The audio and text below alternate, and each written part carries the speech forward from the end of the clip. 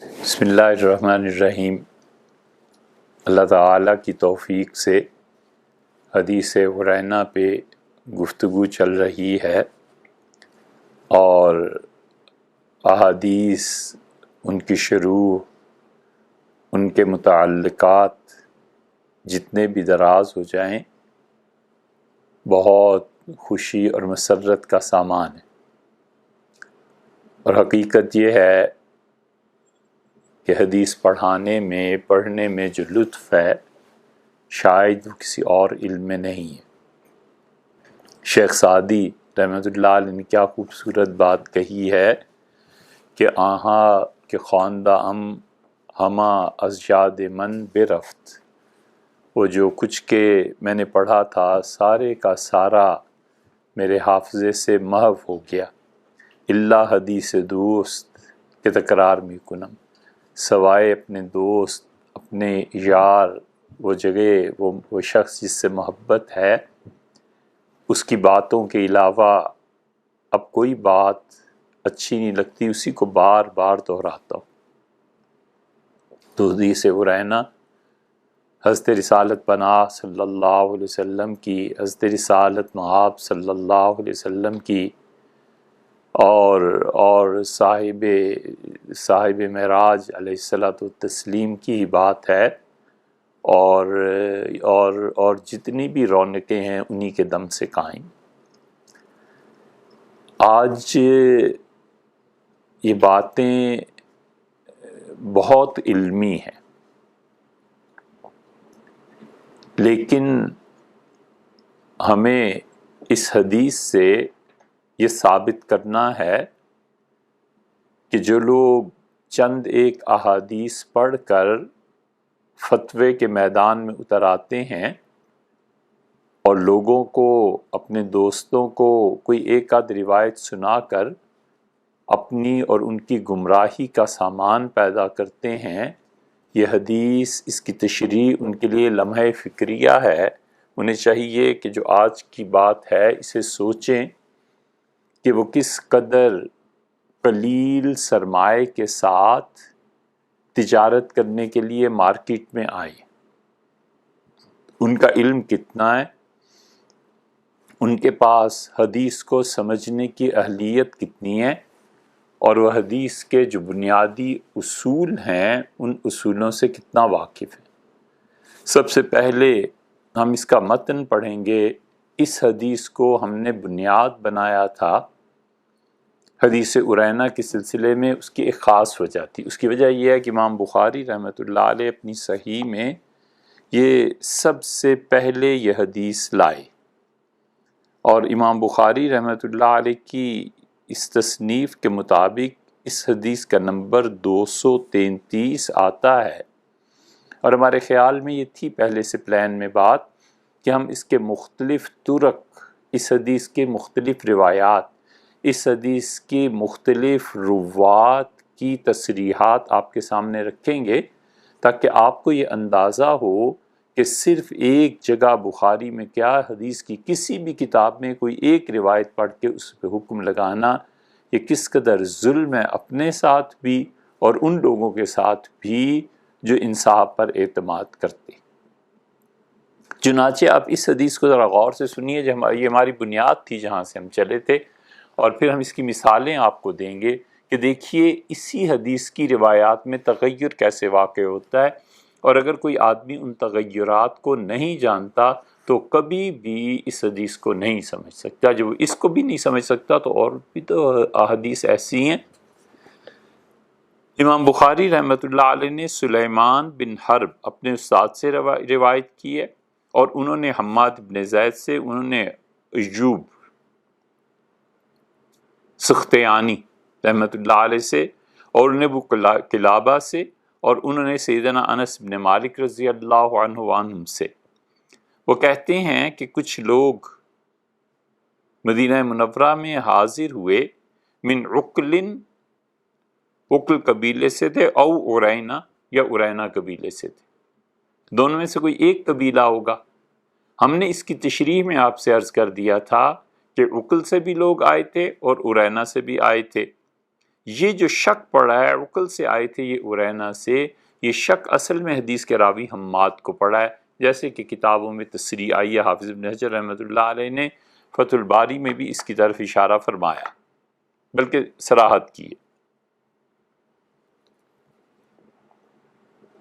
فَاجْتَوَوُا الْمَدِینَہ، مدینہ منورہ میں ان کو استسقاء کی بیماری لگ گئی، پانی پیتے تھے اور خیال ہوتا تھا کہ پانی نہیں پیا، اور دوسری روایات میں آتا ہے کہ یہ جو مرض انہیں چمٹ گیا اس کی وجہ سے ان کے چہرے پیلے پڑ گئے اور ان کے پیٹ بہت بڑھ گئے۔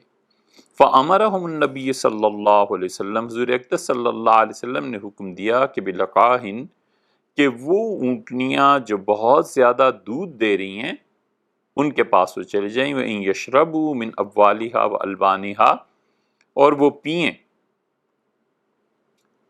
ان اونٹنیوں کے پیشاب اور ان کا دودھ، البان لبن سے۔ فَانْطَلَقُوا، پس وہ چلے، فَلَمَّا صَحُّوا، اور جب وہ صحت مند ہو گئے، قتلوا، انہوں نے قتل کیا راعی النبی صلی اللہ علیہ وسلم، حضور اقدس صلی اللہ علیہ وسلم کے مقرر کردہ حفاظتی صحابی رضی اللہ عنہ کو، وَاسْتَاقُوا النَّعَامَ، اور انہیں ہاکا اونٹنیوں کو، فجاء الخبر فی اول النہار، اور دن کے ابتدائی حصے میں یہ خبر مدینہ منورہ پہنچی، فبعث فی آثارہم، حضرت رسالت پناہ صلی اللہ علیہ وسلم نے ان کے لیے بھیجا جو ان کے نقش قدم دیکھ کر کھوج لگائے، ایک کھوجی کو بھیجا، اور پھر اس کے بعد یہ ہوا کہ فلما ارتفع النہار، جب دن مزید چڑھا، جی ابہم، وہ جو افراد گئے تھے 20 افراد، اور ان کے نام بھی عرض کیے تھے کچھ کے، وہ انہیں پکڑ کر لے آئے، فامرا، پس حضور اقدس صلی اللہ علیہ وسلم نے حکم دیا، فقطع ایدیہم، ان کے ہاتھ کاٹے گئے، وارجلہم، اور ان کے پاؤں کاٹے گئے، اور ان کی آنکھوں میں سلائیاں پھیر دی گئیں، وَأُلْقُوا فِي الْحَرَّةِ، اور حرہ جہاں پر سیاہ پہاڑ، مسجد قباء جہاں واقع ہے اس سے کچھ فاصلے پہ، ان کو ڈال دیا گیا، یستسقون، وہ پانی کی طلب کرتے تھے، فلا یسقون، اور پانی انہیں نہیں دیا جاتا تھا۔ ابو قلابہ رحمۃ اللہ علیہ نے کہا کہ فہؤلاء سرقوا، ان لوگوں نے پہلا جرم یہ کیا کہ چوری کی، وقتلوا، اور دوسرا جرم یہ کیا کہ انہوں نے قتل کیا، تیسرا جرم یہ کیا کہ کفروا بعد ایمانہم، ایمان لانے کے بعد انہوں نے کفر کیا، وحارب اللہ ورسولہ، اور اللہ تعالیٰ اور اس کے رسول علیہ الصلوۃ والسلام ان سے جنگ مول لی۔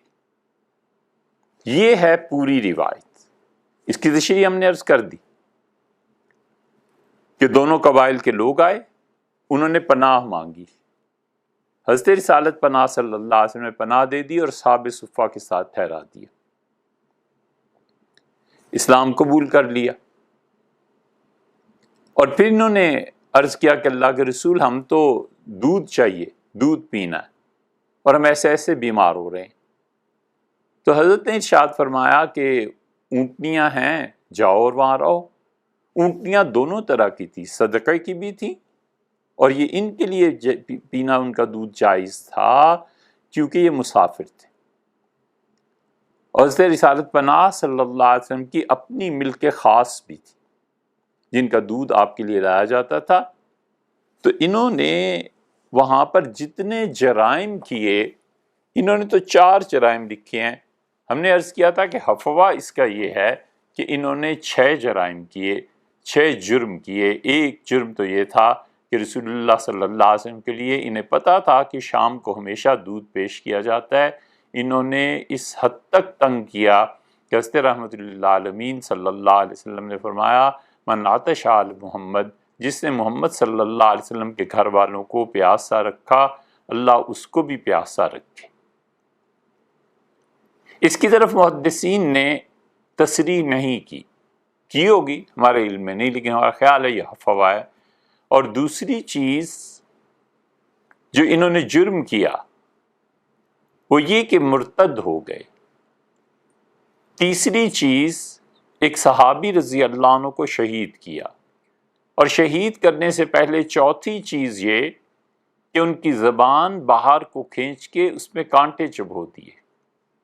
پانچویں چیز، ان کی آنکھوں میں بھی مارا، ان کی بینائی ضائع کر دی۔ چھٹی چیز، اس کے بعد انہوں نے ایک اونٹنی کو ذبح کیا جس کا نام ہنا تھا، کیونکہ اونٹنیاں جب لائی گئی ہیں تو حضور اقدس صلی اللہ علیہ وسلم نے گنا اور آپ نے فرمایا ہنا کہاں ہے؟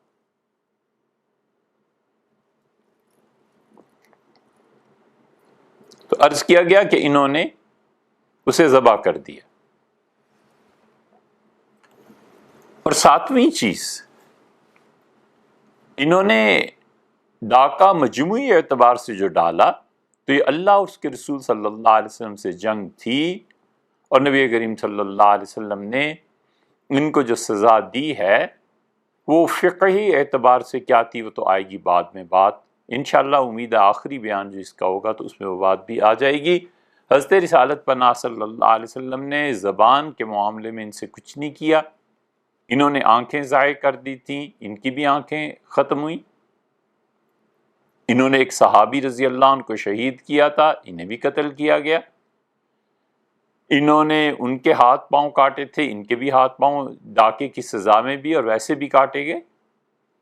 انہوں نے حضرت رسالت پناہ صلی اللہ علیہ وسلم کو پیاسا رکھا اور یہ پیاس کی وجہ سے پانی مانگتے رہے اور انہیں پانی نہیں دیا گیا کیونکہ یہ مرتد ہو گئے تھے۔ اور رسول اللہ صلی اللہ علیہ وسلم نے ہمیشہ عادت طیبہ یہ تھی کہ شرعی حد جب کوئی بھی نافذ کرتے تھے جس میں خون بہتا تھا تو اس کے بعد عربوں کے رواج اور قاعدے کے مطابق اس چیز پر گرم تیل ڈال دیتے تھے تاکہ جن رگوں سے خون آ رہا ہے ان کے منہ بند ہو جائیں، اور ان کے ساتھ حضور صلی اللہ علیہ وسلم نے ایسے نہیں کیا کیونکہ آپ بھی یہ چاہتے تھے کہ سزا پورے طور پر نافذ ہو، اور وہ پورے طور پر نافذ ہونے کا یہی تھا کہ ان کا خون بہہ جائے اور یہ مر جائے۔ اس روایت کو امام بخاری رحمۃ اللہ علیہ 13 مقامات پر لائے ہیں۔ یہاں انہوں نے یہ ثابت کرنا چاہا ہے کہ اس مسئلے پر بحث کر لو کہ باب انہوں نے باندھا ہے ابوال الابل، اونٹوں کا پیشاب، والدواب اور جانوروں کا، والغنم اور بکریوں کا، اور جہاں پر یہ سب چیزیں رہتی ہیں، مثلاً بکریاں ایک جگہ پر رہتی ہیں، دوسرے جانور ایک جگہ پر رہتے ہیں، گھوڑوں کا استبل ہوا کرتا ہے، اونٹوں کی بھی ایک جگہ ہوتی ہے، ان جگہوں کے متعلق حکم کیا ہے تو بتانا چاہتے ہیں کہ حضور صلی اللہ علیہ وسلم نے انہیں اونٹوں کا پیشاب پینے کا حکم دیا تھا، تو کیا اونٹوں کا پیشاب پینا جائز ہے یا یہ کہ کوئی اور بات تھی؟ بحث اس پہ ہے، یہ فقہی بحث ہے، انشاءاللہ آخر پہ اس پہ بات پہ آئیں گے کہ اصل حقیقت اس کی کیا ہے، لیکن ان الفاظ کو آپ ذہن میں رکھیے گا کہ دیکھیے یہ الفاظ کیا امام بخاری رحمۃ اللہ علیہ پہلی جگہ لائے ہیں، پھر اسی حدیث کو امام بخاری رحمۃ اللہ علیہ اپنی صحیح میں دوسری جگہ لائے ہیں۔ اس حدیث جو پہلی ہے اس کا نمبر ہم نے آپ سے عرض کیا تھا کہ ان کے یونینی رحمۃ اللہ علیہ کے نسخے کے مطابق 232 ہے، اور اس کے بعد اگر آپ اسی حدیث کو دیکھیں گے تو یہ حدیث پھر آپ کو ملے گی جہاں پر انہوں نے اس حدیث کا نمبر دیا ہے 1501۔ فرق آ گیا نا بہت، وہ لائے کہاں ہیں؟ امام بخاری رحمۃ اللہ نے پھر باب باندھا ہے کہ باب استعمالی ابل الصدقہ، صدقے کے جو اونٹ ہیں، زکوٰۃ کے جو اونٹ ہیں، جو اونٹ جن کا تصدق خرچ کرنا واجب ہے، وَأَلْبَانِهَا، اور ان کا جو دودھ ہے ان اونٹنیوں کا، لِأَبْنَاءِ السَّبِیل، مسافروں کو پلانا کیسا ہے۔ وہاں اونٹنیوں کے پیشاب پر بحث تھی، اور یہاں پر بحث امام بخاری رحمۃ اللہ اسی حدیث سے ثابت کر رہے ہیں کہ دیکھو جو مسافر ہوتے ہیں ان کے لیے صدقے میں جو دودھ آتا ہے اس دودھ کا استعمال کرنا کیسا ہے۔ حدیث ایک ہی ہے، امام بخاری رحمۃ اللہ اسے 13 جگہ پر لا کر 13 مختلف اس کے شیڈز بتائیں گے کہ یہ بھی ثابت ہوتا ہے، یہ بھی یہ بھی یہ بھی یہ بھی یہ بھی۔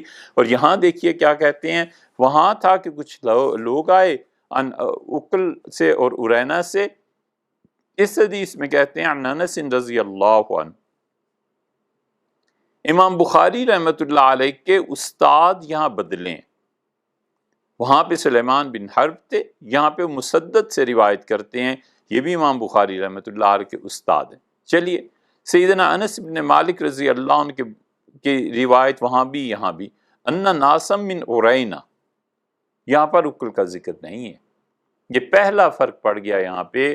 اب اگر کوئی آدمی نہیں جانتا کہ 13 مختلف مقامات پر یہ حدیث آئی ہے اور اس حدیث کو پڑھے گا تو کہے گا کہ ارینا کے لوگ آئے تھے، دوسرا کہتا ہے عقل والے بھی شامل تھے، اختلاف پیدا ہوگا نا۔ وہاں پر حماد کو شک تھا کہ عقل تھے یا ارینا تھے، یا امام بخاری رحمۃ اللہ تصریح کر دی کہ جو ان کے اساتذہ کی ایک اور استاد نے بتایا، انہوں نے ارینا کا نام لیا، انہوں نے عقل کا نام نہیں لیا۔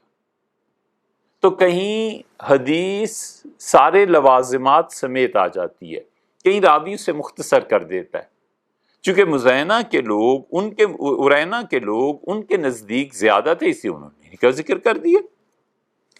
اور کہتے ہیں کہ رسول اللہ صلی اللہ علیہ وسلم نے رخصت دی ان یاتو ابل الصدقاتی، کہ وہ صدقے کے جو اونٹ ہیں وہاں چلے جائیں۔ یہ وہاں نہیں ہے کہ رسول اللہ صلی اللہ علیہ وسلم نے انہیں صدقے کے اونٹوں کے پاس بھیجا، وہاں یہ ہے کہ رسول اللہ صلی اللہ علیہ وسلم نے ان اونٹنیوں کے پاس بھیجا جو وافر مقدار میں دودھ فراہم کر رہی تھیں۔ تو وافر مقدار میں دودھ فراہم کرنے والی اونٹنیاں، ان کے یہ لقاح کا لفظ وہاں آیا تھا، یہاں لفظ یہ آ گیا ہے کہ انہیں بھیجا تاکہ وہ صدقے کی جو اونٹنیاں ہیں ان کے پیشاب اور ان کے دودھ کو پئیں۔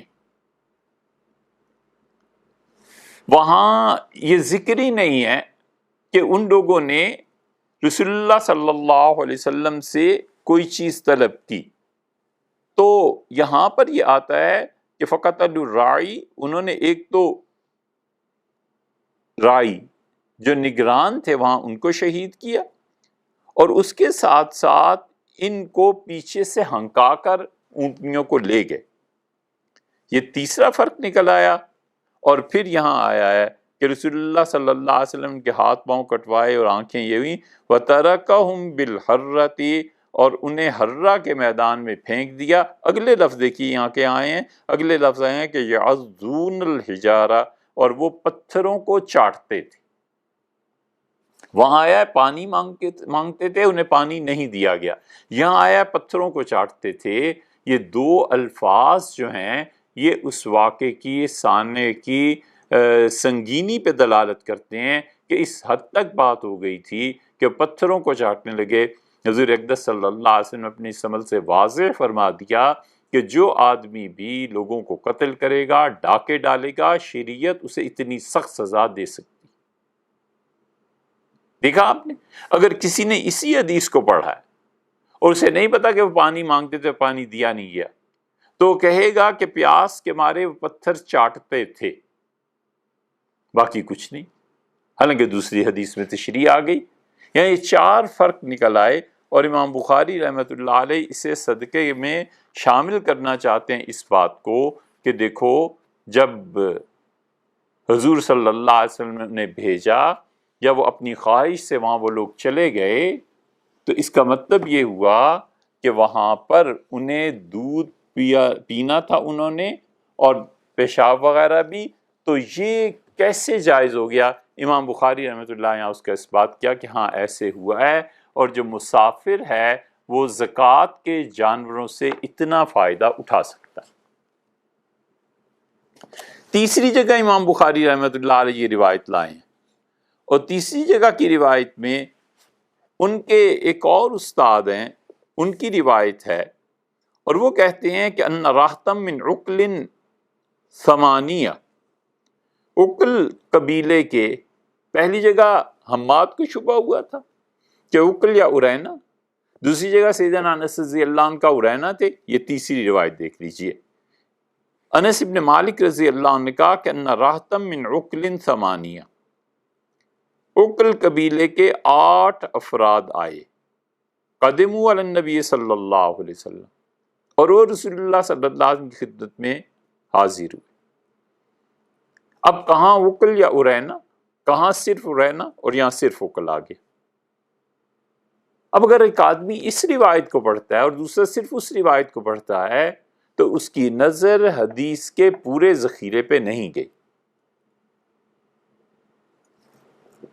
جب وہ فتویٰ دینے بیٹھے گا تو اسے چاہیے کہ 13 تو امام بخاری رحمۃ اللہ علیہ کے اختلافات ہیں، انہیں دیکھیں۔ پھر اگر ہمیں اس طوالت کا خوف نہ ہوتا تو ہم امام بخاری رحمۃ اللہ علیہ کی ان روایات کا تقابل کرتے مسلم سے بھی۔ مسلم میں ایسے الفاظ ہیں جو بخاری کی 13 روایات میں نہیں۔ پھر ہم اس کا تقابل کرتے ترمذی سے، پھر نسائی سے، ابن ماجہ سے، مصنف عبدالرزاق سے، مصنف ابن ابی شیبہ سے۔ یہ ساری حدیث کی نہایت اعلیٰ درجے کی کتابیں ہیں۔ اگر کسی انسان کو یہ نہیں معلوم کہ یہ روایت کس کتاب میں کن الفاظ کے اضافے یا حذف کے ساتھ آئی ہے، کہاں کسی راوی نے کوئی بات بڑھا دی ہے اور کہاں اس نے اس کو مختصر کر کے بیان کر دیا ہے، اسے کوئی حق نہیں پہنچتا کہ وہ فتویٰ دے، اسے کوئی حق نہیں پہنچتا کہ حضرت رسالت پناہ صلی اللہ علیہ وسلم کے دور کو حتیٰ کہ واقعتاً بھی بیان کرے، اور وہ صحیح بھی ہو تو غلط ہے اس لیے کہ مطالعے کی وسعت، نظر کی گہرائی، زبان پہ قدرت اور عبور ہوگا تو پھر سمجھے گا کہ بات اصل میں کیا۔ اس روایت میں پہلا فرق آپ دیکھیں کہ کہتے ہیں کہ ان رہتم من عقل، کہ ایک گروہ تھا، اور وہ کتنے تھے؟ 8 آدمی تھے۔ اس دن ہم نے عرض کر دیا تھا کہ ارینا کے اتنے تھے، عقل کے اتنے تھے، اور ایک آدمی کا ہمیں معلوم نہیں ہو سکا۔ حضور اکرم صلی اللہ علیہ وسلم کے پاس 8 آدمی عقل کے آئے، حالانکہ عقل اور ارینا دونوں کے تھے۔ دوسرا دیکھیے، پیچھے کسی روایت میں نہیں آیا انہوں نے کہا کہ اللہ کے رسول ابغنا رسلن، ہمیں دودھ کی ضرورت ہے، ہم دودھ پینا چاہتے ہیں۔ تو رسول اللہ صلی اللہ علیہ وسلم نے جواب دیا اور فرمایا ما اجد لکم، میرے پاس دودھ کہاں سے آیا سوائے اس کے کہ تم چلے جاؤ اونٹنیوں کے پاس اور وہاں جا کر اپنی اس خواہش کو پورا کر لو۔ فانطلقوا، اور وہ چلے، فشربوا من ابوالہا والبانہا، اور انہوں نے ان اونٹنیوں کے پیشاب پیے اور دودھ پیا، حتیٰ صحوا، یہاں تک کہ وہ صحت مند ہو گئے۔ یہ جو حضور اقدس صلی اللہ علیہ وسلم کے الفاظ ہیں نا کہ ما اجد لکم، میرے پاس کچھ نہیں ہے، دودھ نہیں ہے، یہ پچھلی روایات میں نہیں آئے۔ ایک روایت میں آتا ہے کہ اپنی خواہش سے گئے، خواہش تو یہی تھی کہ انہوں نے دودھ کی خواہش کی، پینے کی۔ ایک جگہ یہ آتا ہے کہ ان کا اللہ کے رسول ہم تو اس قبیلے سے تعلق رکھتے ہیں جہاں دہی اور لسی اور یہ سب چیزیں ہوتی ہیں، دودھ ہوتا ہے، تو ہم یہاں مدینہ منورہ میں اس غذا پر گزارا نہیں کر سکتے، تو حضور صلی اللہ علیہ وسلم بھیجا۔ اور دیکھیے پھر یہاں تک کہ وسمنوا، اور وہ موٹے ہو گئے، صحت بھی ٹھیک ہو گئی، چہروں کے رنگ بدل گئے، پیٹ بھی ٹھیک ہو گئے، اور اس کے بعد وہ موٹے ہو گئے پی پی کے دودھ اونٹنیوں کا، اتنی اچھی صحت ان کی ہو گئی۔ یہ بخاری کی پچھلی روایات میں نہیں آیا۔ سامنے اس سے معلوم ہوتا ہے کیا کہ انہوں نے کچھ مدت تک وہاں قیام کیا ہوگا، وہ ہوا ان کو راس آئی ہوگی، لیکن کوئی امام بخاری رحمۃ اللہ کی پہلی روایت کو پڑھے تو وہاں ذکر ہی نہیں ملتا۔ بظاہر یہ فرق چھوٹے معلوم ہوتے ہیں، لیکن فقہی اعتبار سے اس پہ پورے مسائل کی بنیاد ہوتی ہے۔ اس سے صاف ثابت ہوتا ہے کہ صدقے کا دودھ کسی مریض کو اگر دینا ہے زکوٰۃ سے کسی اور چیز سے تو اسے اتنا پلایا جا سکتا ہے اور اتنے دن وہ اسٹے کر سکتا ہے گورنمنٹ کے خرچے پر، جتنے دن میں اس کی صحت ٹھیک ہو جائے اور یہاں تک کہ چہرے میں شادابی آ جائے۔ یہ فرق نکلا ہے۔ سوال یہ پیدا ہوتا تھا کہ یسار رضی اللہ عنہ کو تو انہوں نے شہید کر دیا، خبر مدینہ منورہ کیسے پہنچی کچھ پتہ نہیں چلتا پچھلی روایات سے. پہلے جو اس کی 2 روایات آئی ہیں اس میں کچھ نہیں. یہ روایت ہے فَأَتَى الصَّرِيخ، صرخہ، چیخنا، چلانا، خطرے کی اطلاع دینا. ایک صاحب جو چلا رہے تھے وہ آئے حضرت رسالت پناہ صلی اللہ علیہ وسلم کی خدمت میں اور طلب کیا انہوں نے یہ کہ اللہ کے رسول کچھ لوگوں کو بھیجیں آپ کی اونٹنیوں کے ساتھ اور صدقے کی اونٹنیوں کے ساتھ. یہ ہو گیا ہے. یہ پہلی مرتبہ امام بخاری یہاں لائے ہیں کہ ایک آدمی آیا اور اس نے کہا. اس سے محدثین کہتے ہیں کہ اس کا مطلب یہ ہے کہ وہ ایک سے زیادہ افراد تھے جو اونٹنیوں کی حفاظت پر مشتمل تھے اور انہوں نے قتل بہرحال ایک صحابی رضی اللہ عنہ کو کیا اور اونٹنی بھی ایک ہی ذبح کی اور باقی وہ ہکا کر لے گئے اور یہ جو صاحب تھے بچ گئے رضی اللہ عنہ اور یہ مدینہ منورہ حاضر ہوئے ہیں اس خطرے کی وقوع کی اطلاع دینے کے لیے. اب یہ جو الفاظ ہیں نا یہ اور جگہ پہ نہیں ملیں گے. اب اس میں 5واں دیکھ لیجئے فلما ترجل النہار، جب دن چڑھا انہوں نے لفظ استعمال کیا جب خوب روشن ہو گیا. اس کا مطلب ہے ظہر سے پہلے کا وقت کوئی ایسا ہوگا. ثم امر بمسامیر، پھر رسول اللہ صلی اللہ علیہ وسلم نے حکم دیا کہ سلائیوں کو گرم کیا جائے. یہ اور کہیں نہیں ملے گا. اور جگہ آیا ہے کہ ان کی آنکھوں میں گرم سلائیاں پھیر دی گئی. یہاں یہ الفاظ زائد آئے ہیں کہ حضرت رسالت پناہ صلی اللہ علیہ وسلم نے خود حکم فرمایا.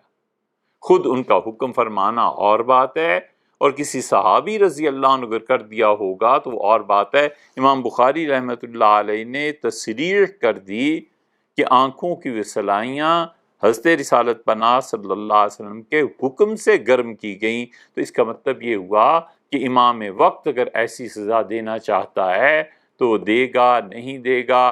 حدود پہلے نافذ ہوئی تھی نہیں تھی یہ بحث ایک الگ چیز ہے، لیکن یہ کہ رسول اللہ صلی اللہ علیہ وسلم نے براہ راست یہ حکم دیا تھا. پس وہ سلائیاں گرم کی گئیں فقہ لہم بہا، اور ان سلائیوں کو ان کی آنکھوں میں پھیر دیا گیا اور انہیں پھینک دیا گیا حرہ میں. اور پھر یستسقون، یہ پہلے الفاظ آئے ہیں نا، وہ پانی طلب کرتے تھے اور پھر انہیں فما یسقون، اور انہیں پانی نہیں دیا گیا حتیٰ ماتو، یہاں تک کہ وہ مر گئے. یہ ماتو کا الفاظ اور جگہ نہیں آئے، یہاں امام بخاری رحمۃ اللہ علیہ آئے ہیں. آپ کہیں گے اتنے دقیق فرق اس سے کیا پڑتا ہے؟ بھیا فرق یہ پڑتا ہے کہ علم حدیث میں ایک ایک حرف کو دیکھا جاتا ہے کس راوی نے کیا کہا. حضرت رسالت پناہ صلی اللہ علیہ وسلم نے یہ لفظ فرمایا تھا یہ لفظ فرمایا تھا. خود امام بخاری رحمۃ اللہ علیہ نے ایک روایت نقل کی ہے، سیدنا سعد رضی اللہ عنہ کی وصیت تھی اور سعد رضی اللہ عنہ کو رسول اللہ صلی اللہ علیہ وسلم نے بتایا تھا کہ وہ اپنے مال میں سے 1/3 اللہ کی راہ میں دے دیں. وہاں الفاظ کیا ارشاد فرمائے تھے؟ فرمایا تھا الثلث، 1/3 تیسرا حصہ، والثلث کثیر، اور تیسرا حصہ بھی بہت ہے. امام بخاری رحمۃ اللہ علیہ کہتے ہیں حضور صلی اللہ علیہ وسلم نے کثیر کا لفظ کہا تھا یا کبیر کا لفظ کہا تھا؟ والثلث کثیر او قال کبیر، یا یہ فرمایا تھا یا یہ لفظ فرمایا تھا. دونوں کا مفہوم ایک ہی ہے، دونوں کے معنی آگے چل کے ایک ہی بن جاتے ہیں، لیکن حضرت رسالت پناہ صلی اللہ علیہ وسلم کے ادب، ان کے احترام اور ان کی بادشاہت اور ان کا جلال اس بات پر پابندی لگاتا ہے کہ ہم کوئی ایک حرف ان سے ایسا منسوب کر دیں جو انہوں نے نہیں فرمایا. اس لیے یہ بحثیں دیکھنی پڑتی. امام بخاری رحمۃ اللہ طبعی بات ہے کہ پانی نہیں دیا گیا اور ہاتھ پاؤں وغیرہ کاٹ دیے گئے تو مر ہی جانا تھا نا، لیکن کہیں نہیں آیا، یہاں آیا حتیٰ ماتو. یہ 8واں فرق ہے اس ایک روایت میں. تیسرے نمبر کی جو حدیث ہم سنا رہے ہیں، امام بخاری رحمۃ اللہ علیہ نے یہ باب پورا باندھا ہے اس بات پر کہ لوگ جب مرتد ہو جائیں تو کیا ان کو جلا دیا جائے، یعنی مرتد آدمی کو قتل کرنے کے بعد اس کی لاش جلا دینی بھی چاہیے. انہوں نے جو اتنی روایت بیان کی ہے، اس پہ ایک ذرا سی بات خیال میں رہے، جو بچے جو طالب علم پڑھیں گے بخاری کو، واقدی نے ذکر کیا ہے۔ ایک تو یہ ذکر کیا ہے بعض مورخین نے کہ انہیں سولی دی گئی، لیکن محدثین اسے ضعیف قرار دیتے ہیں، وہ کہتے ہیں سولی بس یہی کچھ تھا اور کیا تھا۔ اور واقدی کہتے ہیں کہ ان کی لاشیں جلا دی گئی تھی، آگ لگا دی گئی تھی، تاکہ جو لوگ دیکھیں اس آگ کو، لاشوں کو جلتے ہوئے، انہیں پتہ چلے کہ ڈاکہ ڈالنا اور یوں لوگوں کے مال چھین کے بھاگ جانا یہ کوئی معمولی جرم نہیں ہے۔ کس نے تمہیں حق دیا ہے کہ معصوم شہریوں کو لوٹو؟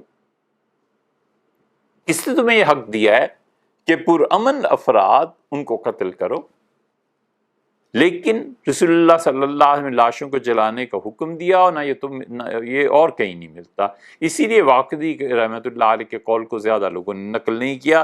امام بخاری رحمۃ اللہ علیہ اساتذہ ہم سے جب یہ حدیث شریف پڑھی تھی تو حضرت فرماتے تھے رحمہ اللہ کہ یہ انہوں نے اصل میں اشارہ سارا اوپر باب یہ باندھا کہ کیا مشرک، شرک کرنے والا، وہ جب مرتد ہو جائے تو کیا اس کی لاش کو سزا نافذ کرنے کے بعد جلا بھی دینا چاہیے؟ اور پہنچے کہاں؟ یہاں تک کہ وہ مر گئے، آگے ذکر نہیں کیا لاش جلانے کا۔ تو اس کا مطلب ہے امام بخاری رحمۃ اللہ کا موقف یہ ہے کہ لاش کو نہ جلایا جائے، مرتد ہو گیا ہے بس یہ سزا اس کی کافی ہے، کیونکہ آگے انہوں نے کوئی ایسا لفظ ذکر نہیں کیا۔ یہ تیسرا مقام تھا جہاں پہ آپ نے دیکھا 8-10 فرق تو ایسے ہی نکل آئے ایک روایت کے اور دوسری روایت کے۔ اب اگر کسی انسان نے صرف یہی روایت پڑھی ہوگی نا بخاری کی، تو وہ عقل اور عرینا اور یہ سارے قصے وہ کہاں سے اس اختلافات کو تلاش کرے گا؟ اور پھر لاش کو، میت کی لاش کو جلانا ہے یا نہیں، امام بخاری رحمۃ اللہ کا مسلک اس حدیث سے پتہ چلے گا، باقی جگہ سے نہیں۔ چوتھی جگہ امام بخاری رحمۃ اللہ علیہ لائے، اور چوتھی جگہ پہ یونینی رحمۃ اللہ علیہ کے اس نسخے کے مطابق وہ باب باندھا ہے امام بخاری رحمۃ اللہ علیہ نے، قصۃ عقل و عرینا، عقل اور عرینا کا قصہ کیا ہے۔ اور عبد الاعلیٰ ان کے استاد ہیں، پہلے کچھ اور تھے، پھر مسدد تھے، سلیمان تھے، مسدد تھے، پھر تیسرے استاد امام بخاری رحمۃ اللہ علیہ کے یہ آ گئے۔ اس کا مطلب ہے کہ انہیں یہ یاد تھا کہ کس استاد نے کس حدیث میں کون سے الفاظ کہے۔ یہ ہے ان کے حافظے کا کمال، اور یہ ہے خدا کی رحمت جو مسلمانوں پہ ہوئی کہ اس امت نے حضرت رسالت پناہ صلی اللہ علیہ وسلم کی سیرت طیبہ ہی نہیں، ایک ایک چیز جس حد تک ہو سکتا تھا محفوظ کر لی۔ اور اس معاملے میں مسلمان صرف اور صرف ایسی امت ہے کہ حضرت عیسیٰ علیہ السلام اور موسیٰ علیہ السلام، ابراہیم علیہ السلام کے تو خیر کہنے ہی کیا، وہ تو پچھلے زمانوں کے پیغمبر تھے، ان کی امتیں کوئی چیز محفوظ نہیں کر سکی۔ حضرت نوح اور ابراہیم اور موسیٰ علیہ السلام ان کا تو زمانہ ہی بہت پہلے کا، وہ تو سوال ہی پیدا نہیں ہوتا۔ سیدنا مسیح علیہ السلام رسول اللہ صلی اللہ علیہ وسلم کے قریب ترین ہیں۔ اس زمانے میں لوگ لکھنا سیکھ گئے تھے، تورات کے نسخے میں بھی لوگ لکھنا سیکھ گئے تھے، لیکن سیدنا مسیح علیہ السلام نے کیا فرمایا تھا، کس چیز سے روکا تھا، کس کا حکم دیا تھا؟ 10 صفحے کوئی نہیں لکھ سکتا۔ اور یہ اس امت کی خصوصیت ہے، اور اس امت کا عشق اور محبت ہے اپنے نبی صلی اللہ علیہ وسلم کے ساتھ، کہ جو داہن مبارک سے نکلا ہے ایک ایک لفظ اگلوں نے بتایا کہ کیا ہے۔ یہ ان کے دیکھیے چوتھی روایت یہاں لائے ہیں، اور اس میں انہوں نے عقل اور عرینا کا قصہ بیان کر دیا ہے۔ عبد الاعلیٰ ہیں، اور یہی حضرت انس رضی اللہ عنہ کی روایت ہے۔ حدثہم، انہوں نے بیان فرمایا کہ ان ناسم من عقل و عرینا، ایک جگہ آیا تھا عقل قبیلے کے آئے، انس رضی اللہ عنہ کہتے ہیں، دوسری جگہ آیا تھا کہ عرینا کے، پھر حماد کو شک تھا، انہوں نے کہا عقل یا عرینا کے۔ اس حدیث نے بات صاف کر دی کہ انس رضی اللہ عنہ نے کہا عقل اور عرینا دونوں کے لوگ شامل تھے۔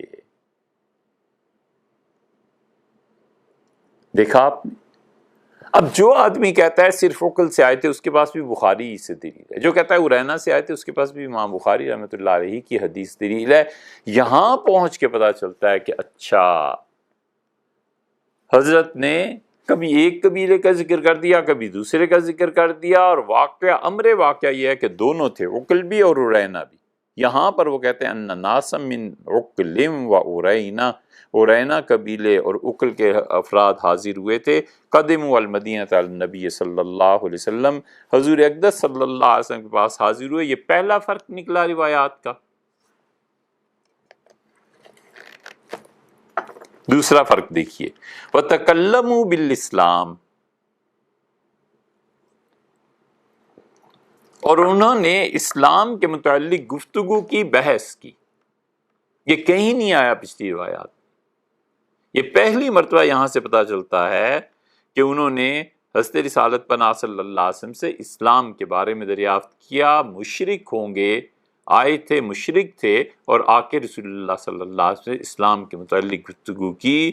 فقالو یا نبی اللہ، اور کہا اللہ کے رسول ہم ان قبائل سے تعلق رکھتے ہیں. پھر کچھ عرصہ رہے ہوں گے. یہاں درمیان میں راوی نے بات نہیں کی کہ وہ کتنا عرصہ رہے، کیا ہوا، بلکہ انہوں نے ڈائریکٹلی کہا کہ اسلام کے متعلق بات کی. اور پھر اس کے بعد انہوں نے کہا کہ حضرت ہم تو وہاں کے ہیں جہاں دودھ دہی وغیرہ یہ چیزیں استعمال ہوتی ہیں، اور ہم شہر کے لوگ نہیں ہیں. اور ان کو کیا ہوا، مدینہ منورہ کی آب و ہوا راس نہیں آئی. یہ لفظ جو یہاں پر استعمال کیا ہے وَاسْتَوْخَمُوا الْمَدِينَةَ، مدینہ منورہ میں انہیں بیماری لگ گئی. یہ لفظ پہلے نہیں آیا. تو حضور صلی اللہ علیہ وسلم نے حکم دیا کہ اس طرح باقی ساری روایت وہ ایسے ہی لائے ہیں. اور پھر آخر پہ آ کے کہتے ہیں کہ حتیٰ ماتو علی حالیم، یہاں تک کہ وہ مر گئے اسی حال میں. قال قتادہ، یہ دیکھیں قتادہ رحمۃ اللہ علیہ کیا کہہ رہے ہیں. قتادہ نے کہا بلغنا، اسی حدیث کے آخر پہ، کہ ہمیں یہ بات پہنچی ہے کہ ان النبی صلی اللہ علیہ وسلم بعد ذالک کان یحث علی الصدقۃ، کہ حضرت رسالت پناہ صلی اللہ علیہ وسلم ہمیں اس بات پر آمادہ کرتے تھے، ابھارتے تھے، ترغیب دلاتے تھے کہ ہم اللہ کی راہ میں خرچ کریں. وَيَنْهَا عَنِ الْمُثْلَةِ، اور رسول اللہ صلی اللہ علیہ وسلم اس بات سے روکتے تھے کہ کسی شخص کا مصلح کیا جائے. یہ بڑا معرکۃ الآراء مسئلہ ہے. یہ سارے محدثین تمام عام طور پہ اسی کو لکھتے ہیں، مگر یہ بات تسلیم کرنا بہت دشوار ہے. ہمیں اس چیز کی دشواری پیش آ گئی ہے کہ قتادہ رحمۃ اللہ علیہ کی یہ بات تو سمجھ میں آئی. امام بخاری رحمۃ اللہ علیہ یہیں لائے ہیں. امام بخاری رحمۃ اللہ علیہ اس حدیث کو جہاں بھی لائے ہیں نا، آگے چل کے 3 مقامات ان ساری روایات میں سے جو آپ کے سامنے آج رکھ رہے ہیں، ان میں سے 3 مقامات ایسے ہیں جہاں امام بخاری رحمۃ اللہ علیہ نے کوئی ایک کا جملہ آخر پہ شامل کر لیا ہے. یہاں پر آپ دیکھیں انہوں نے کہا کہ صدقہ دینے کا حکم فرماتے تھے اور مصلح سے منع کرتے تھے. یہاں ایک اضافی جملہ یہ ہے، 2 اضافی جملے آگے بھی آ رہے ہیں. اب آدمی سوچتا ہے کہ وہ آئے، مرتد ہوئے، یہ وہ سب کچھ ہو گیا، اس جملے کا ان سے کیا تعلق بنتا ہے؟ قتادہ رحمۃ اللہ علیہ نے کہا کہ ہم تک یہ بات پہنچی ہے کہ حضرت رسالت پناہ صلی اللہ علیہ وسلم لوگوں کو صدقے کی ترغیب دیتے تھے. چلیے یہ بھی جوڑ لیا جائے گا کہ رسول اللہ صلی اللہ علیہ وسلم چونکہ صدقے کے اونٹ تھے، اور یہ عقل اور ارینا کا قصہ تھا، تو رسول اللہ صلی اللہ علیہ وسلم لوگوں کو بتایا کہ مسافروں پہ صدقہ کیا کرو، انہیں اس طرح دودھ پلایا کرو. یہ مصلح سے منع کرتے ہیں. یہ بہت سے محدثین آئے ہیں، لیکن بھیا رسول اللہ صلی اللہ علیہ وسلم کی ذات مبارکہ، یہ قتادہ بھی کہتے ہیں اور بھی بعض روات کے یہ مصلح یہ تھا. مصلح کسے کہتے ہیں؟ مصلح کہتے ہیں کہ کسی شخص کو قتل کرنے کے بعد اس کے اعضاء کو کاٹ کر پھینک دینا نفرت سے.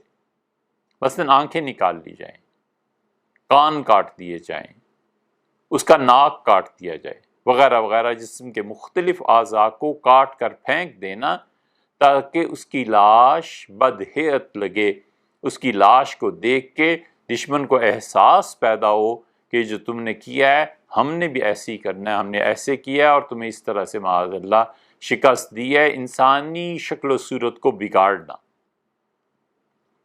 آپ عربوں کی کوئی کتابیں اٹھا لیں، لغت کی مستق آپ کو یہاں نہیں ملیں گے۔ سیدنا حمزہ رضی اللہ عنہ کے ساتھ ہند نے کیا تھا، کیونکہ ہند کا بھائی اور باپ دونوں کو سیدنا حمزہ رضی اللہ عنہ نے بدر میں مار دیا تھا۔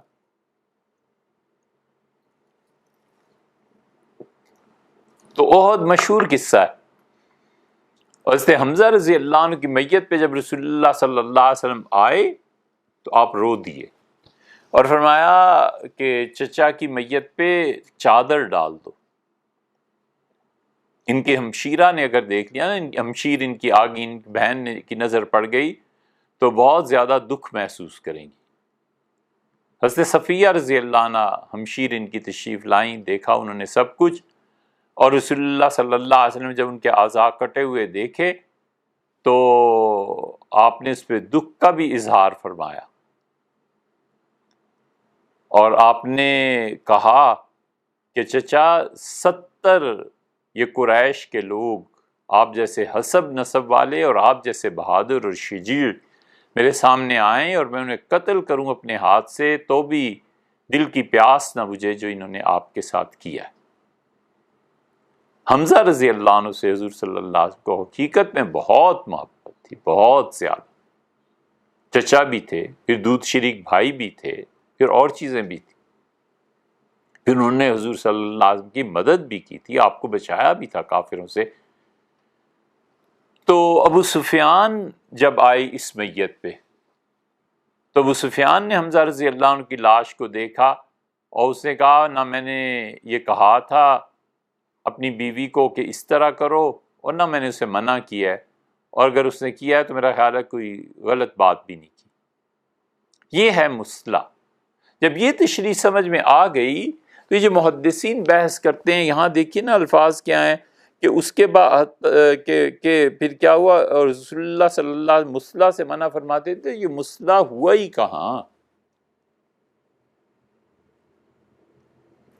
یہ ہم دعوت فکر دے رہے ہیں۔ محدثین کی بات ٹھیک ہے، انہوں نے اس پہ بحث کی ہے، لیکن بحث کی ہے مسئلہ ہوا ہے، اور اس کے بعد رسول اللہ صلی اللہ علیہ وسلم نے روک دیا۔ ہم کہتے ہیں ہوئے ہی نہیں ہے۔ حضور صلی اللہ علیہ وسلم نے کون سے ان کے اعضاء کٹوائیں؟ کچھ بھی نہیں۔ بھئی ایک شخص کی آنکھیں انہوں نے ضائع کی، اس کے بدلے میں ان کی آنکھیں ضائع ہو گئیں۔ ڈاکہ ڈالا، قرآن خود کہتا ہے کہ ان کے ہاتھ پاؤں کاٹ دو، وہ ہو گئے۔ تیسری سزا رسول اللہ صلی اللہ علیہ وسلم نے دی، وہ گرم سلائیوں والی، تو انہوں نے اس کے ساتھ جو کیا تھا زبان کے ساتھ، اسے تو رسول اللہ صلی اللہ علیہ وسلم نے نہیں چھیڑا۔ یہ 2 سزائیں تو ہو گئیں، قتل اور آنکھوں میں گرم سلائیاں پھیرنا، اور وہ مرتد ہو گئے تھے۔ یہ ساری چیزیں تو رسول اللہ صلی اللہ علیہ وسلم نے بدلہ لیا ہے۔ کہاں آیا ہے کہ ان کے کان کاٹے گئے اور ان کے ناک کاٹ دیے گئے ہوں؟ کچھ بھی نہیں۔ اس لیے یہ تسلیم کرنا بڑا دشوار ہے۔ یہ قتادہ رحمۃ اللہ علیہ کے جو فکر ہے، چلو صدقے کو تو پھر بھی ہم ملا لیں گے، مگر حضور صلی اللہ علیہ وسلم نے جو چیز بظاہر نہیں کی ہے، ہم کیوں اس بحث میں چلیں؟ یہ افواہ ہے، رائے ہے، ایک نادان آدمی جو سمجھا ہے اس کی گفتگو ہے۔ اگر اس کے خلاف ثابت ہو جائے تو بسم اللہ، اس کو قبول کرنے میں کوئی حرج نہیں ہے۔ دیکھا آپ نے، یہ 4تھی جگہ امام بخاری رحمۃ اللہ علیہ روایت لائے ہیں۔ ایک زائد جملہ جو انہوں نے قتادہ رحمۃ اللہ علیہ کا کہا ہے، اس ذہن میں رکھیے گا۔ امام بخاری رحمۃ اللہ علیہ آگے چل کر بھی جو آج 7 مثالیں آپ کو دینی ہیں، یہ 5ویں مثال ہے۔ ان میں آپ دیکھیے گا 2 جگہ وہ اپنے پاس سے ایک اور جملے کا بھی اضافہ کریں گے۔ 5واں مقام امام بخاری رحمۃ اللہ علیہ کے ایک اور استاد ہیں علی ابن عبداللہ، 4610 نمبر ہے اس حدیث کا، یونانی رحمۃ اللہ علیہ کے اس نسخے کے مطابق۔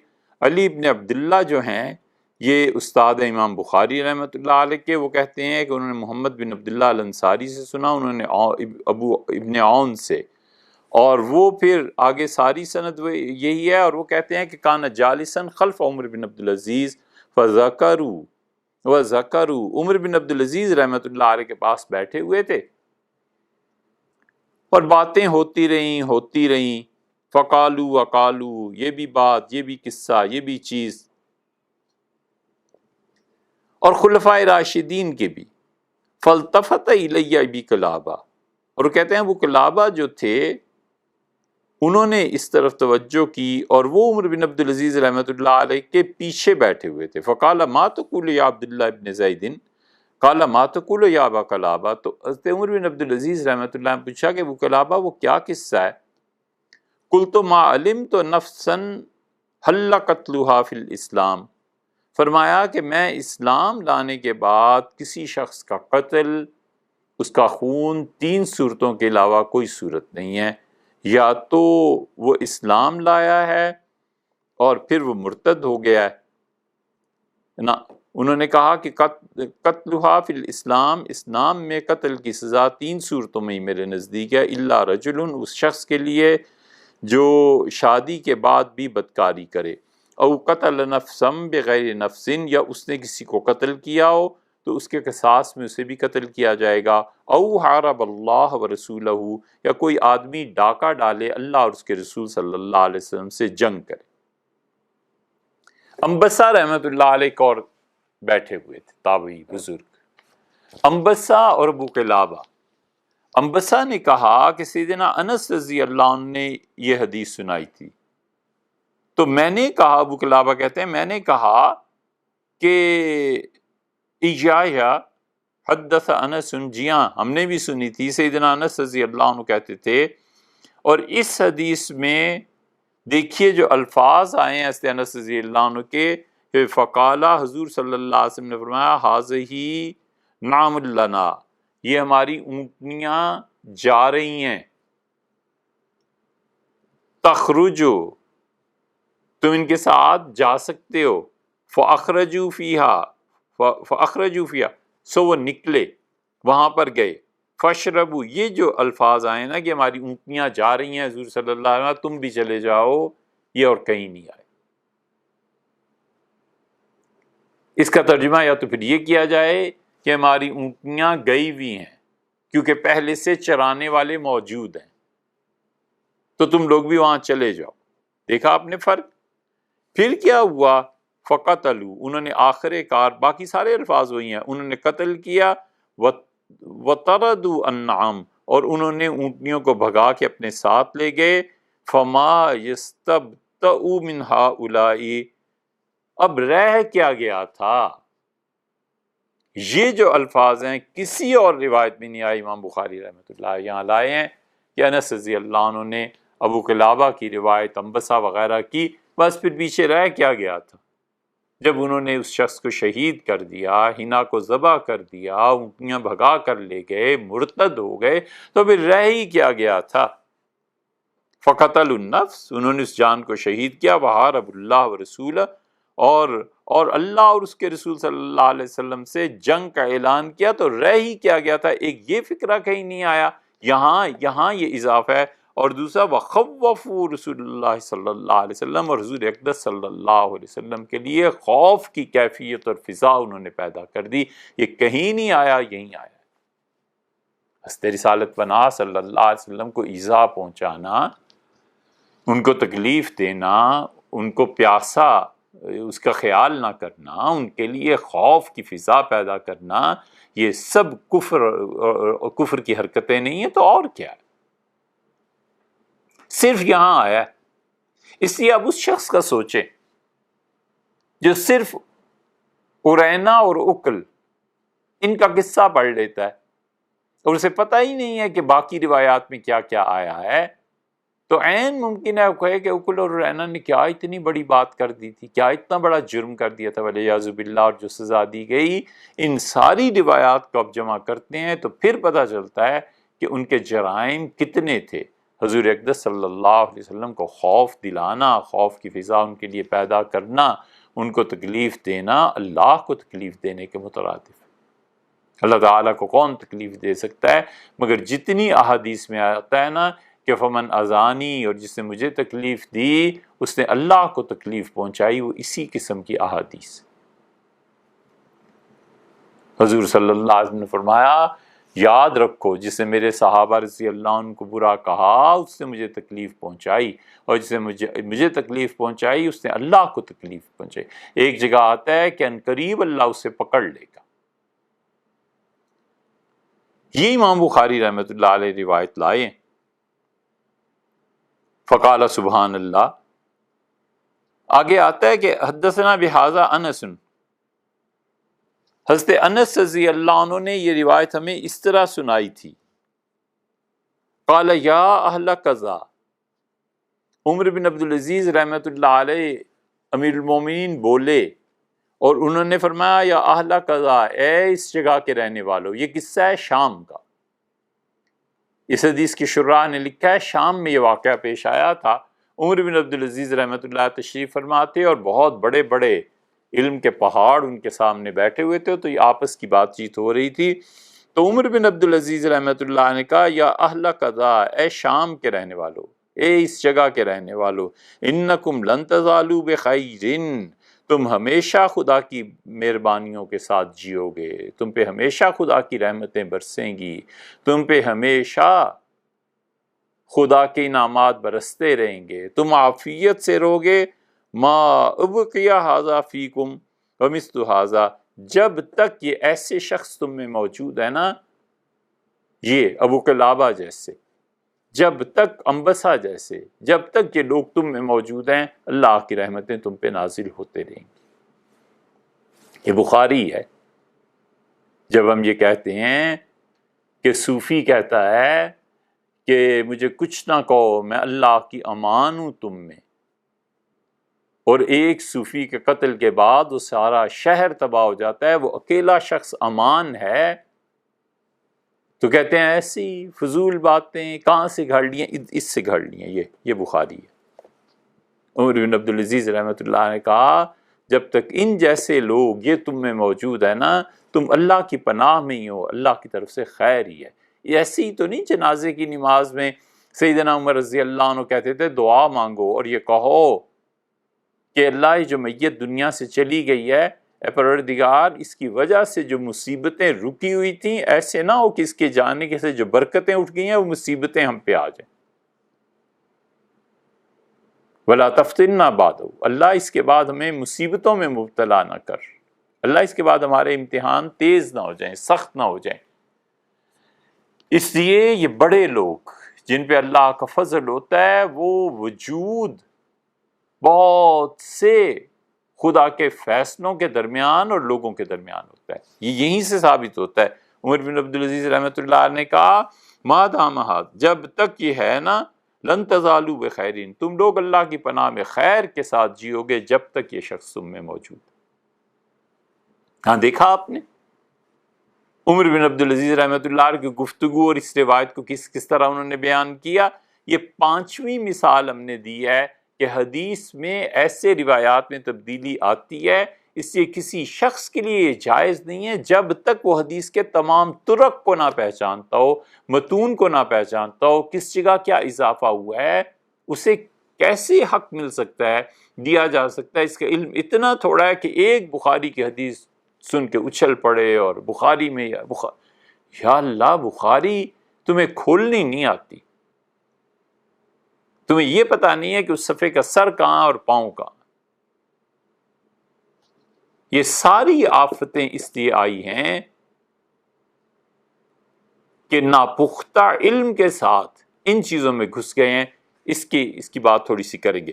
پانچویں روایت یہ ہو گئی۔ اب دیکھیے امام بخاری رحمۃ اللہ علیہ نے یہ روایت 4610 ہے یونینی رحمۃ اللہ علیہ کے نسخے کے مطابق، اور یہ بات چل رہی ہے سورہ مائدہ کے متعلق۔ امام بخاری رحمۃ اللہ اس کی تفسیر بیان کر رہے ہیں، تفسیر سورہ مائدہ کی بیان کرتے ہیں۔ تو سورہ مائدہ میں اللہ تعالیٰ نے ڈاکے کا حکم خود ارشاد فرمایا ہے، اس کو امام بخاری رحمۃ اللہ علیہ یہاں لائے ہیں اور یہ روایت انہوں نے بیان کی۔ یہ تفریق، یہ فروق جو مختلف روایات میں آئے ہیں، امید ہے آپ اس کو غور سے سن رہے ہوں گے۔ چھٹی مثال دیکھیے، امام بخاری رحمۃ اللہ علیہ اسی روایت کو کتاب الطب میں لائے۔ اسی روایت سے انہوں نے ثابت کیا کہ ڈاکے کی سزا کیا ہے۔ اسی روایت میں انہوں نے بحث کی کہ حرام پیشاب جانوروں کا، اونٹنیوں کا، وہ پینا جائز ہے یا ناجائز ہے، اس پہ بحث کر لو۔ اسی روایت کی بحث سے انہوں نے عمر بن عبدالعزیز رحمۃ اللہ علیہ کا بھی بیان کیا کہ شرعی حدود میں انہوں نے کہا تھا کہ ایک وہ شخص جو شادی کے بعد ایسے کاموں میں مبتلا ہو جائے اور جس نے قتل کیا ہو اور جس نے ڈاکہ ڈالا، اس کی تائید میں لے آئے امام بخاری رحمۃ اللہ علیہ۔ یہاں کتاب الطب میں پہنچ کے یہ چھٹی مثال ہم آپ کو دے رہے ہیں، وہ پھر اسے لے آئے ہیں اور وہ کہتے ہیں کہ الدواء بالبان الابل، اونٹوں کی پیشاب سے علاج کرنا۔ سیدنا انس رضی اللہ عنہ ہی کی روایت ہے، لیکن یہاں انس کے شاگرد کون ہیں؟ ثابت بنانی رحمۃ اللہ علیہ، جن کا اسماء الرجال میں ہم ذکر کر چکے۔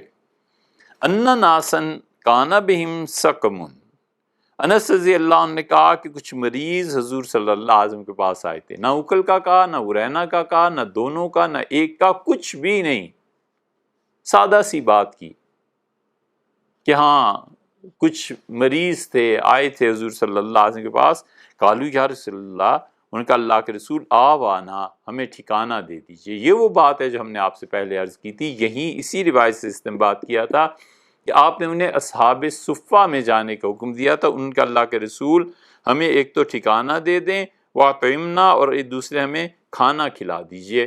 تو وہ پہلی روایت میں آ گیا کہ انہوں نے اسلام کے متعلق گفتگو کی، یہاں وہ کوئی بات نہیں۔ یہاں آ کر انہوں نے پناہ مانگی اور کھانا طلب کیا، اور اس روایت کو بھی ساتھ ملا لیں تو وہ پھر اسلام کے متعلق گفتگو کرنے کے بعد مسلمان ہو گئے۔ فلما صحوا، جب وہ ٹھیک ہو گئے، قالو، کہنے لگے، ان المدینۃ وخمۃ، مدینہ منورہ میں وبائی بیماری ہے۔ یہ پہلے انہوں نے کہیں نہیں کہا، یہاں امام بخاری رحمۃ اللہ علیہ آئے ہیں روایت، انس رضی اللہ عنہ نے بہت مختصر بیان کیا اس کو، اور کہا فانزلہم الحرہ، رسول اللہ صلی اللہ علیہ وسلم حرہ کے قریب انہیں جانے کا حکم دیا، اور باقی سارے الفاظ وہی ہیں جو پیچھے آ چکے ہیں، لیکن انس رضی اللہ عنہ نے یہاں ذکر ہی نہیں کیا، نہ عقل کا، نہ ارینا کا، نہ کسی اور چیز کا۔ کبھی روایت راوی اتنی مختصر سے بھی لے آتا ہے اور کبھی پورے شرح و بس سے بیان کرتا ہے۔ فرق پڑ گیا یا نہیں؟ اگر فرض کر لیں ایک آدمی بخاری کی اسی روایت کو دیکھتا ہے تو کہتا ہے کچھ مریض آئے تھے، کوئی سمجھدار بات کرے گا تو کہے گا عقل اور ارینا تھے، اس سے زیادہ سمجھدار ہوگا تو عقل اور ارینا کے آدمی 3 اور 4 بھی گنوا دے گا، اور کہے گا 8واں آدمی وہ نہیں پتہ چلا، وہ زائد فکرہ ہو گئی بات۔ اب دیکھیے اس چھٹی مثال آپ کے سامنے پیش کی نا، تو انہوں نے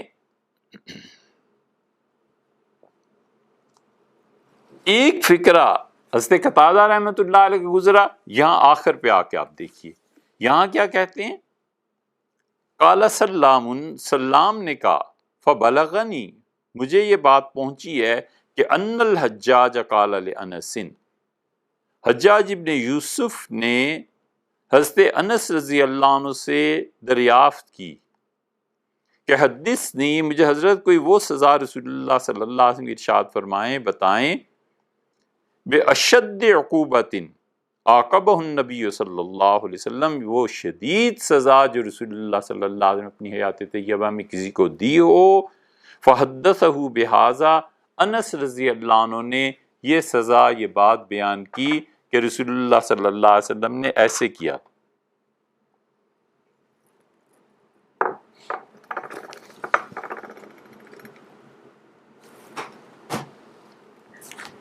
فبلغ الحسن، ایک فکرہ وہ قتادہ کا زائد امام لائے تھے رحمہم اللہ، اور دوسرا فکرہ دیکھو یہ زائد آ گیا ہے، یہ فکرہ اور کہیں نہیں آئے گا۔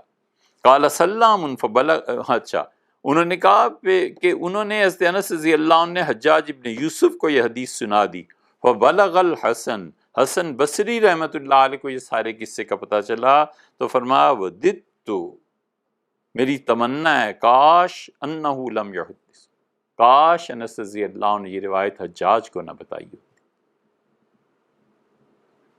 کیوں نہ بتائی ہوتی؟ یہاں یہ سوال پیدا ہوتا ہے، اور کہنے والے کون ہیں؟ حسن بصری رحمۃ اللہ علیہ، اور سنانے والے کون ہیں اس کو؟ حجاج ابن یوسف کو، سیدنا انس ابن مالک رضی اللہ عنہ۔ یہ جو زائد جملہ یہاں آیا ہے نا، یہ اور کہیں نہیں ملے گا۔ یہ ہے جو قلعی کھولتی ہے، یہ امام بخاری رحمۃ اللہ علیہ کا جملہ ہے جو ناصبیوں کو چبھتا ہے۔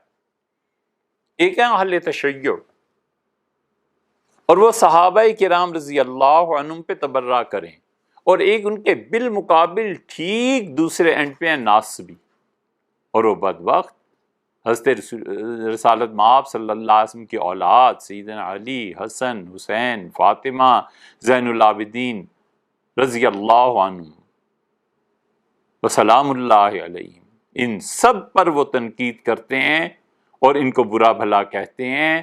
اہل سنہ کہتے ہیں نہ ہم صحابہ کرام رضی اللہ عنہ کو برا کہیں گے، نہ اہل بیت کرام رضی اللہ عنہ کو، دونوں مقدس اور پاک لوگ ہیں۔ یہ ناصبی جو ہیں یہ کرتے ہیں۔ ان ناصبیوں کا مسئلہ یہ ہے کہ یہ حجاج ابن یوسف کی بھی تعریف کریں گے، یزید کو اپنا پیشوا مانیں گے، اور جب ایسے جملے آتے ہیں نا پھر ان کی رگ شرارت پھڑکتی ہے۔ پھر اب اس کا انکار کیسے کریں؟ وہ کہتے ہیں جی اس کا انکار کر دو۔ یہیں سے انکار حدیث کی جڑ شروع ہوتی ہے۔ یہ جتنے ناصبی ہیں، جتنے لوگ، ان کی چند ایک علامتیں ہیں۔ یزید کو اچھا کہیں گے، صحیح احادیث کا انکار کریں گے، حجاج ابن یوسف کی تعریف کریں گے، ام المومنین حضرت عائشہ رضی اللہ عنہ کی عمر رسول اللہ صلی اللہ علیہ وسلم کے ساتھ شادی کے وقت چھوٹی عمر کی تھی، اس حدیث کا انکار کریں گے تاکہ بخاری کی احادیث کا انکار کیا جائے اور راہ کھلے کہ کسی طرح ہم احادیث کا انکار کریں۔ یہ سب کے سب جب اس قسم کی چیزوں کو بخاری اور حدیث کی کتابوں میں پڑھتے ہیں تو ان احادیث سے مکر جاتے ہیں۔ سیدنا حسین ابن علی رضی اللہ عنہما کے جو قاتلین تھے ان کے ساتھ جو کچھ ہوا وہ ترمذی میں آتا ہے کہ ان کے سر کاٹ کے لا کے رکھے گئے، اور لوگ دیکھنے کے لیے جمع ہوئے کہ یہ سیدنا حسین ابن علی رضی اللہ عنہ کے قاتلین ہیں۔ تو شور پبلک جمع ہوئی ان کے انجام دیکھنے کو، اور شور مچ گیا کہ سانپ آ گیا، سانپ آ گیا، سانپ آ گیا۔ اچانک ایک سانپ نکلا، یہ ترمذی کی روایت میں، اور لوگ متفرق ہو گئے، منتشر ہو گئے، اور وہ سانپ آیا، اور جنہوں نے قتل کیا تھا سیدنا حسین ابن علی رضی اللہ عنہ کو، ان کی حلق کے اس رگ سے داخل ہوتا تھا اور منہ سے نکل جاتا تھا، اور منہ سے داخل ہوتا تھا اور ادھر سے نکل جاتا تھا، اور ڈستا تھا انہیں۔ یہ انجام ہوا ان کا۔ اسی حجاج ابن یوسف کے متعلق ترمذی میں آیا ہے کہ جب یہ مرا تو 1,00,000 اور غالباً 20 یا 35 ہزار لوگ جیلوں سے نکالے گئے، جنہیں کچھ پتہ نہیں تھا کہ وہ کس جرم میں جیلوں میں چلے گئے، کس جرم میں انہیں قید کر دیا گیا تھا۔ زندگی اور انسانیت کے بنیادی حقوق سب پامال تھے، حجاج ابن یوسف کا حکم چلتا تھا، اور عبداللہ ابن مسعود رضی اللہ عنہ کے شاگردوں نے اسی لیے حجاج ابن یوسف کے کفر کا فتویٰ دیا تھا۔ اسے پتا تھا کہ میرے خلاف سب سے بڑی طاقت اس وقت پورے عالم اسلام میں ابن مسعود رضی اللہ عنہ کے شاگرد ہیں، اور وہ پھر ابن مسعود رضی اللہ عنہ کے شاگردوں کے پیچھے پڑ گیا، اور چن چن کے اس نے قتل کیے ہیں 4,000 افراد کو، تو اس نے صرف کوفہ میں قتل کر دیا تھا جنگ میں۔ یہ کوئی معمولی جرائم ہے حجاج ابن یوسف کے۔ سندھ فتح ہو گیا اور محمد بن قاسم کو بھیجا، وہ خلافت کی پالیسی تھی، ایکسپینشن اسلامی حکومت کی، یہ چلتی رہی ہے، ہمیشہ چلتی رہی۔ اس حجاج ابن یوسف نے اتنا ظلم مچا رکھا تھا، اتنا ظلم مچا رکھا تھا کہ صحابہ کرام رضی اللہ عنہ اس کے ظلم سے محفوظ نہیں رہے۔ یہی انس رضی اللہ عنہ جن سے وہ پوچھ رہا ہے، انس رضی اللہ عنہ کے ہاتھوں پر لوہے کی مہریں لگوا رہی تھیں، تو انس رضی اللہ عنہ ہاتھ دکھاتے تھے اور کہتے تھے لوگوں میں نے 9 یا 10 سال یدی ہاتین، میں ان دونوں ہاتھوں سے حضور صلی اللہ علیہ وسلم کی خدمت کی ہے، اور آج اس حجاج کو دیکھو لوگوں کو منع کرتا ہے کہ میرے پاس نہ بیٹھیں، بائیکاٹ کرا دیا کہ جو انس کے پاس مل گیا اسے سزا دی جائے گی۔ اور پھر ظلم یہ ہے کہ بڑے بڑے مجرموں کو جو سزا دیتے تھے ان کی گردن پر مہر لگاتے تھے نا، آگ میں تپا کے لوہے سے مہر کو حضرت انس رضی اللہ عنہ کی گردن پہ لگا دیا تھا کہ یہ گورنمنٹ کا باغی ہے۔ حسن بصری رحمۃ اللہ علیہ تنگ آئے ہوئے تھے۔ حسن بصری رحمۃ اللہ علیہ نے اسی لیے جب سنا کہ حجاج مر گیا تو سجدے میں گر گئے اور کہنے لگے قسم کھاؤ یہ خبر صحیح ہے۔ اسی لیے عمر بن عبدالعزیز رحمۃ اللہ علیہ کہتے تھے کہ قومیں اپنے ظالموں کو پیش کریں، اور ہمارا صرف حجاج چلا جائے تو امید ہے تمام قوموں کے ظالموں پر یہ ظالم بھاری رہے گا۔ یزید کا بھی یہی حال تھا، حجاج ابن یوسف کا بھی یہی حال تھا، اور یہ جتنے ناسبی ہیں منکرین حدیث بخاری کی ان چیزوں کا انکار کرتے ہیں، پھر ترمذی کی ان روایات کا انکار کرتے ہیں۔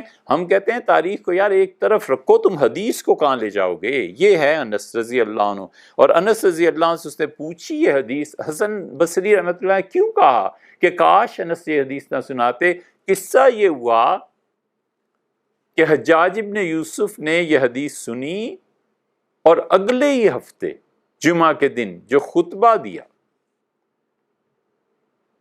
عربی اس کی بڑی زبردست تھی، تقریریں کرتا تھا، کیا شاندار الفاظ استعمال کرتا تھا۔ ظالم کو زبان بہت اچھی آتی تھی۔ اسے کہا سنو، مجھے انس رضی اللہ عنہ نے بتایا ہے حضور صلی اللہ علیہ وسلم نے یہ کیا تھا ان کے ساتھ، تمہیں پتہ ہے کیوں؟ اس لیے کہ وہ باغی ہو گئے تھے۔ یہ نہیں کہتا کہ مرتد ہو گئے تھے اور انہیں یہ کیا، کہتا ہے اس لیے رسول اللہ صلی اللہ علیہ وسلم سزائیں دی تھیں کہ وہ باغی ہو گئے تھے۔ کوئی ہماری حکومت کے خلاف بغاوت کرے گا، ہم بھی اسے اسی طرح پھینکیں گے اور ماریں گے اور آنکھوں میں لوہے کی سلائیاں چلا دیں گے، ہم حضور صلی اللہ علیہ وسلم کی سنت کو پورا کریں گے۔ یہ علم ہے یا گمراہی ہے، جہالت ہے، کفر ہے؟ حسن رضی اللہ عنہ سمجھ گئے تھے اس بات کو کہ دیکھو اب یہ اس حدیث کو اپنے لیے کیسے استعمال کرتا ہے۔ اسی لیے حکمران مذہب کے نام پہ لوگوں کے خون کرتے ہیں، اور مذہب کے ٹھیکیدار ان حکمرانوں کو جا جا کر ایسی روایات سناتے ہیں جس سے ان کے ظلم کا جواز ثابت ہو۔ مذہب کے نام پہ ہی جھوٹ بولا جاتا ہے، مذہب کے نام پہ ہی خون کیا جاتا ہے۔ اس لیے وہ مذہبی ٹھیکیدار، وہ مولوی اور پیر جو حکمرانوں کی گود میں پلتے ہیں، ان کے سائے میں پلتے ہیں، کبھی حق بات نہیں کہتے۔ ان کی ہمت نہیں ہوتی کہ ایک جملہ وہ کہہ سکیں، اس لیے کہ جس کا کھائے اس کا گائے۔ اور اسی لیے اصحاب عزیمت ان کی تردید کرتے رہتے ہیں کہ ہم جس مالک کا کھاتے ہیں، جو پروردگار عالم ہمیں دیتا ہے، ہم سے پوچھے گا تو ہم بھی تو کہہ سکیں کہ حضرت آپ نے بھیجا تھا، آپ کا رزق تھا، آپ نے ہمیں سب کچھ دیا تھا، آخر ہمیں بھی آپ ہی کی حمایت میں بولنا تھا۔ یہ فرق ہے علماء سو میں اور اللہ کے اچھے اور نیک بندوں میں، یہ فرق ہے ان لوگوں کے درمیان جو حکمرانوں کے سائے میں چلتے اور پرورش پاتے ہیں، اور ان لوگوں کے درمیان جو حق اور سچ کی بات کہتے ہیں۔ اگرچہ دنیا تنگ ہو جاتی ہے ان کے لیے، لیکن ایسے بھی تو نہیں ہے کہ قبر اور آخرت ان کی کوئی برباد کر سکے، کہ اپنے دین کا سودا کرتے ہیں۔ یہ ہے وہ زائد جملہ، ان الحجاج قال لانس، حجاج ابن یوسف نے کہا سیدنا انس رضی اللہ عنہ سے کہ مجھے بتائیں حضور صلی اللہ علیہ وسلم سب سے شدید سزا کس کو دی تھی؟ پھر انہوں نے بتایا فبلغ الحسن، حسن رحمۃ اللہ علیہ تک یہ بات پہنچی، قال وددت فقال وددت، تو ان کا میری تمنا ہے کاش انس رضی اللہ عنہ نے یہ سزا کا قصہ اس کو نہ سنایا ہوتا۔ ظالم اس حدیث کو اپنے رنگ میں ڈھال لے گا، اپنے حق میں گویا فتویٰ لے لے گا۔ 6 مثالیں ہوگی، دیکھا آپ نے، روایت ایک ہی ہے۔ خود امام بخاری رحمۃ اللہ ایک جگہ قتادہ کی بات لے آئے ہیں، مسلح کی، دوسری جگہ حسن بصری رحمۃ اللہ کی بات لے آئے ہیں۔ آپ آخری مثال سن لیجئے، 7ویں مثال ہے۔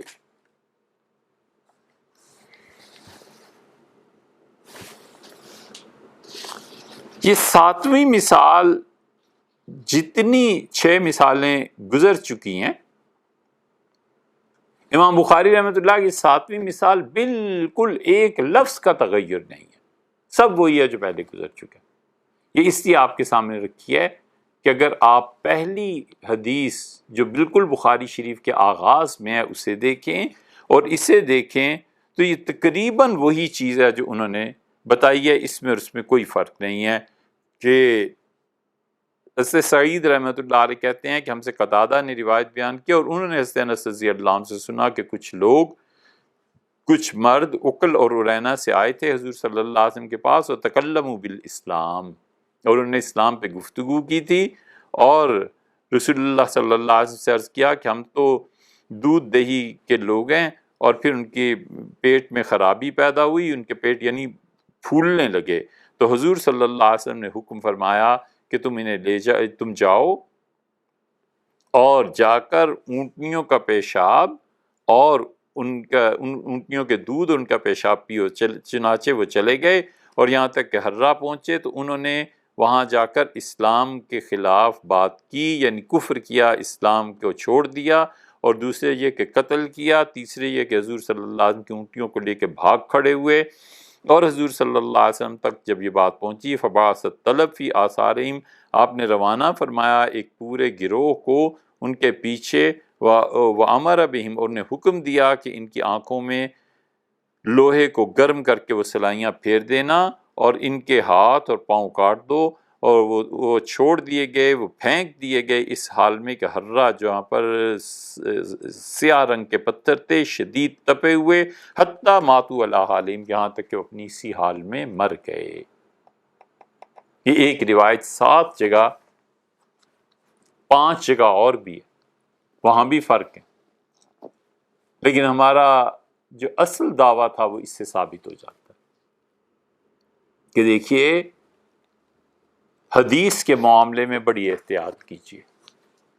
جب تک کسی حدیث کے تمام طرق کا پتہ نہ ہو کہ کس نے کیا چیز بیان کی ہے، کہاں پر کون سے الفاظ آئے، کسی شخص کے لیے یہ جائز نہیں ہے کہ وہ 1 2 4 حدیثیں پڑھ کے فتویٰ دیتا پھرے، اسے پتہ ہی نہیں ہے کہ آگے چل کے کیا آیا ہے، فلاں مقام پہ کیا آیا ہے.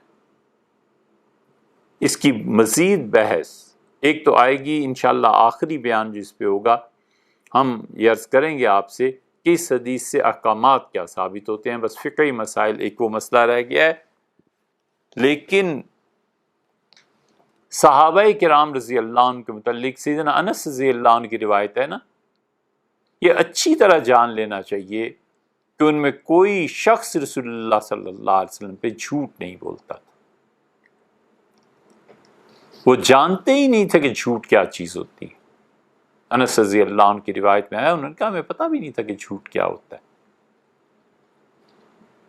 اس لیے جو وہ کہتے ہیں مختلف مقامات پر کہتے ہیں، انس رضی اللہ عنہ کبھی عقل کا کہتے ہیں، کبھی عرینا کا کہتے ہیں، کبھی دونوں کا کہتے ہیں، کبھی کہتے ہیں کچھ مریض آئے تھے تو اس طرح مدینہ منورہ میں یہ واقعہ پیش آیا تھا. اس لیے ہم کہتے ہیں کہ جب احادیث خود اتنی مختلف ہوں اور مختلف روایات میں مختلف الفاظ ہوں تو کسی شخص کے لیے یہ جائز نہیں رہ جاتا کہ وہ حدیث کے تمام طرق پر غور کیے بغیر فتویٰ دے. تو مسئلہ حل ہوتا ہے اس وقت جب مجتہد غور کرتا ہے کسی حدیث پہ اور وہ کہتا ہے کہ اصل میں اس کا مطلب یہ ہے. مجتہد کو اس حدیث کے طرق معلوم ہوتے ہیں. مجتہد کے شاگرد جب ان تک کوئی صحیح روایت پہنچتی ہے تو وہ اس سے رجوع کرنے کو بھی تیار ہو جاتے ہیں. یہی وہ چیز ہے کہ ہماری فقہ حنفی اس میں امام ابو یوسف اور امام محمد رحمہ اللہ، امام ابو حنیفہ رحمۃ اللہ علیہ کا کوئی مسئلہ ان کے سامنے تھا، انہوں نے دیکھا کہ حضرت کے اس فتوے کے برعکس اور مضبوط دلائل آ گئے، رجوع کر لیے، کوئی آر نہیں سمجھے، کھلے ذہن اور ظرف کے لوگ تھے. جب تک اتنا علم نہ ہو کیسے کسی کو اجازت دی جا سکتی ہے کہ وہ جو جی میں آئے اس کے فتویٰ دے. یہ کتاب ہے خیال آیا کہ ہم اس کی ذکر کریں، کتاب الجامع، کیروانی رحمۃ اللہ علیہ، ابو زید کیروانی کی، اور انہوں نے ایک طرح سے اس کتاب میں اپنی زندگی میں جو تجربہ تھا اس کو نچوڑ دیا ہے، بہت اچھی اچھی چیزیں بیان کی ہیں۔ وہ کہتے ہیں کہ ابراہیم نخعی رحمۃ اللہ علیہ فرمایا کرتے تھے کہ ہم اس موضوع پہ بات کر رہے ہیں کہ صرف 1-2-4 حدیثوں کو دیکھ کے فتویٰ دینا بڑی گمراہی پھیلاتا ہے۔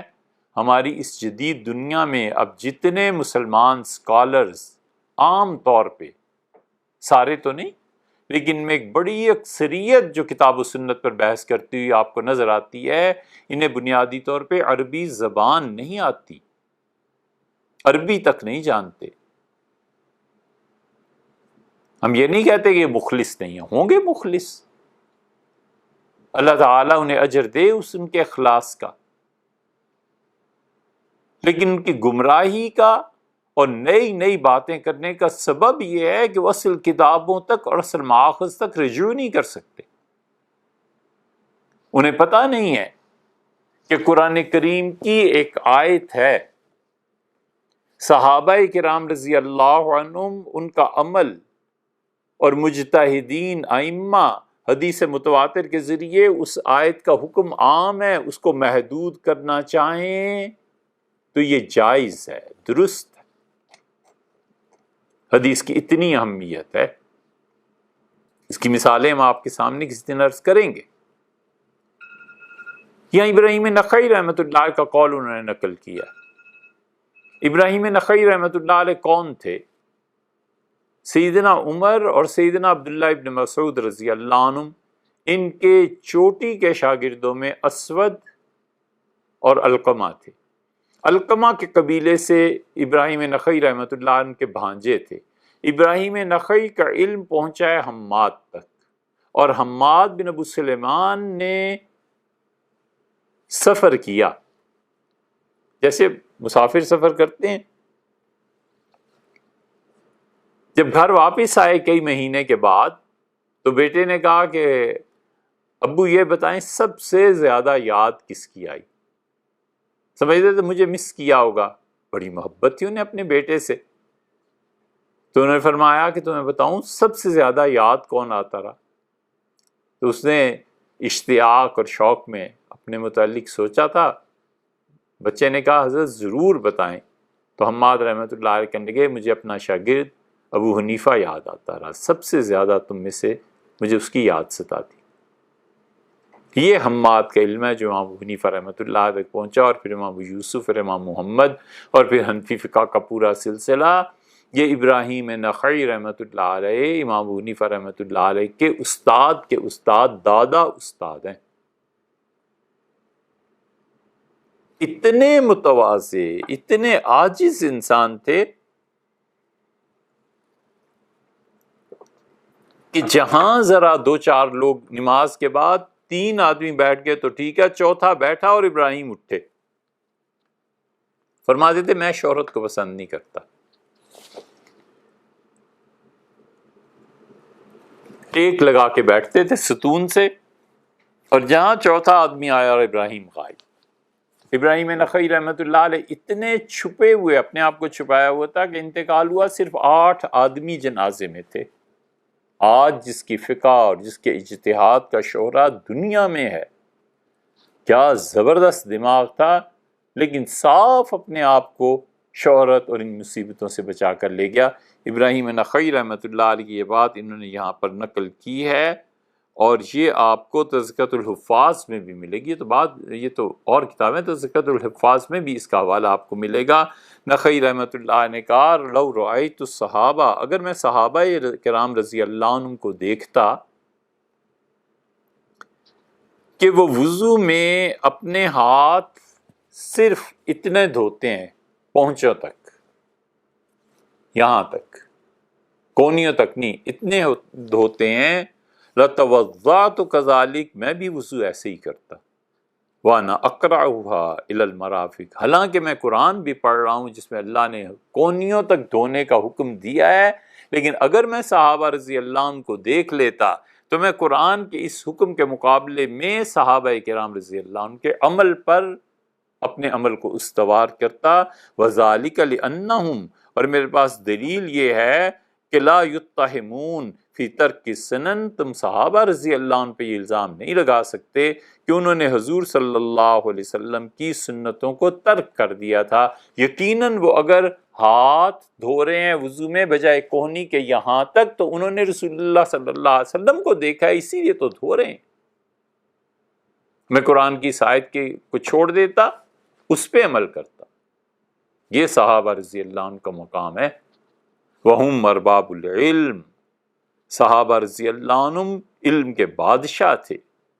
وَأَحْرَصُ خَلْقِ اللَّهِ، اور اللہ کی تمام مخلوق میں سب سے زیادہ کسی کو شوق اور تمنا تھی علی اتباع رسول اللہ، رسول اللہ صلی اللہ علیہ وسلم کے نقش قدم پہ چلنے کی، تو انہی کو تھی. میں ان کی پیروی کرتا، میں سب کچھ چھوڑ دیتا جو انہوں نے کیا تھا. اگر میں انہیں دیکھ لیتا کہ وہ اس طرح کرتے ہیں، میں بالکل اسی طرح کرتا. فلا یظن ذلک بہم، تمہارا کیا خیال ہے ان کے متعلق؟ بہم احد، ان کے خلاف تو بس وہی کر سکتا ہے جس کا دین مشکوک ہے. اس لیے جو کہتے ہیں نا کتاب و سنت، کتاب و سنت، اللہ کی کتاب اور حدیث، اللہ کی کتاب اور حدیث، اور صحابہ رضی اللہ عنہ کا عمل ان کے لیے اتھارٹی نہیں ہے. انہیں غور کرنا چاہیے کہ ان کے آباء و اجداد نے کیا کہا. اسی لیے یہ جو جملہ ہے یہ بڑا گراں گزرے گا، لیکن ہمارے لیے یہ ہمارے عقیدے کی بنیاد ہے، ہمارے عقیدے کی بنیاد کی بنیادی اینٹ ہے. انہوں نے کہا قال ابن عیینہ، ابن عیینہ رحمۃ اللہ علیہ نے کہا. ابن عیینہ معلوم ہے کون ہے؟ مدینہ منورہ حاضر ہوتے تھے حج سے پہلے ہمیشہ. ایک مرتبہ آئے اور بیمار ہو گئے. حج تو کرنا تھا، مدینہ منورہ سے باہر نکلے، قافلہ جا رہا تھا. پھر ایک دن کہنے لگے مجھے واپس لے چلو مدینہ منورہ. کسی نے پوچھا کیا ہو گیا؟ قافلے والے نے پوچھا. انہوں نے کہا حضور صلی اللہ علیہ وسلم یاد فرماتے ہیں. اجازت نہیں جانے کی گویا ہوئی. تو لوگ کہتے ہیں ہم لے گئے. وہ چند دن مدینہ منورہ میں رہے، مزید بیمار ہوئے اور انتقال ہو گیا. تو حضور صلی اللہ علیہ وسلم نے فرمایا ابن عیینہ کی میت جب اٹھائی گئی ہے بقیع لے جانے کے لیے، تدفین کے لیے، تو ٹھیک اس چارپائی پہ لٹایا گیا ہے جس پہ رسول اللہ صلی اللہ علیہ وسلم کو لٹایا گیا تھا. 10 لاکھ احادیث ابن عیینہ کو یاد تھیں. رسول اللہ صلی اللہ علیہ وسلم نے کسی سے فرمایا کہ یہ حج کے لیے جا رہا تھا اور یہ مجھے بہت اچھا لگتا ہے، میرا جی چاہا کہ جس چارپائی پہ مجھے لٹایا گیا تھا ابن عیینہ اسی چارپائی پہ لیٹے. یہ اس مقام کا آدمی ہے. اس کا جملہ سنو، کہتا ہے الحدیث مظلہ، حدیث کا علم ایسی جگہ ہے جہاں پر پہنچ کے انسان گمراہ ہو جاتا ہے. الا للفقہاء، حدیث پہ تبصرہ، حدیث کی بحث، حدیث کی شرح وہی کر سکتے ہیں بنیادی طور پر جو فقیہ ہو. اگر فقیہ نہیں ہے تو حدیث کا مجرد صرف حدیث کا علم اسے گمراہ کر دے. یہ وہی کہہ سکتے تھے، اور کوئی کہے تو گردن ناپ دیں اگلے. انہوں نے کہا یہ حدیثیں پڑھنا یہ تمہیں گمراہی کی طرف لے جا سکتا ہے. حدیث کا علم فقہا کے پاس ہے، فقہا سے پوچھو، مجتہدین سے پوچھو کہ اس حدیث کا کیا مطلب ہے. یہ تھوڑا ہی ہے کہ لائبریری گئے، حدیث کی کتاب نکالی، حدیث میں یہ آیا ہے، بخاری میں یہ آیا ہے، اور سبحان اللہ ان کے منہ آنے لگے جنہوں نے اپنی زندگیاں کھپا دی تھیں حضرت رسالت پناہ صلی اللہ علیہ وسلم کی باتیں کرتے اور ان کے احوال اور اقوال کو یاد کرتے. اسی لیے ابن عیینہ نے کہا، زید کیروانی اس کی تشریح کرتے ہیں اور کہتے ہیں کہ یہ انہوں نے اس لیے کہا کہ ممکن ہے حدیث سے تم جو کچھ مفہوم سمجھو وَلَهُ تَعْوِيلٌ مِّن حدیث غیرے، اس کے مقابلے میں کوئی اور حدیث کسی اور کتاب میں آئی ہو، تو آپ جو مفہوم سمجھے ہیں یہ مفہوم آپ کا اس حدیث سے ٹکراتا ہو جو کسی اور کتاب میں آیا، تو پھر آپ کیا کریں گے؟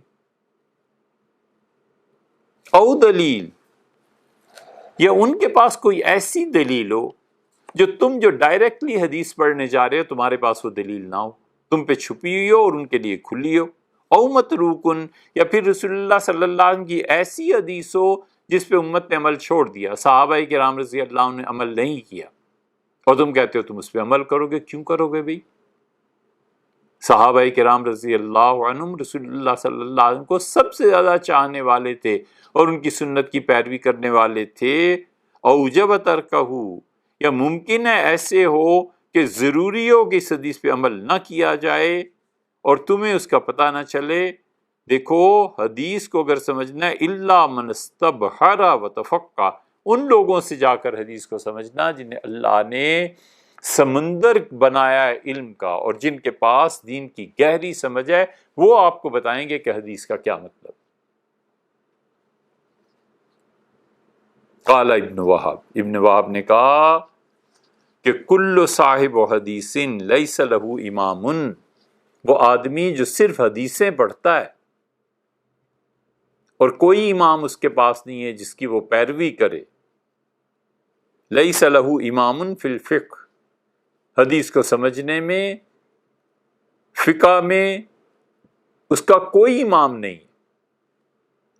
یہ وہ نیا مذہب ہے جو امریکہ اور یورپ میں اب کچھ عرصے سے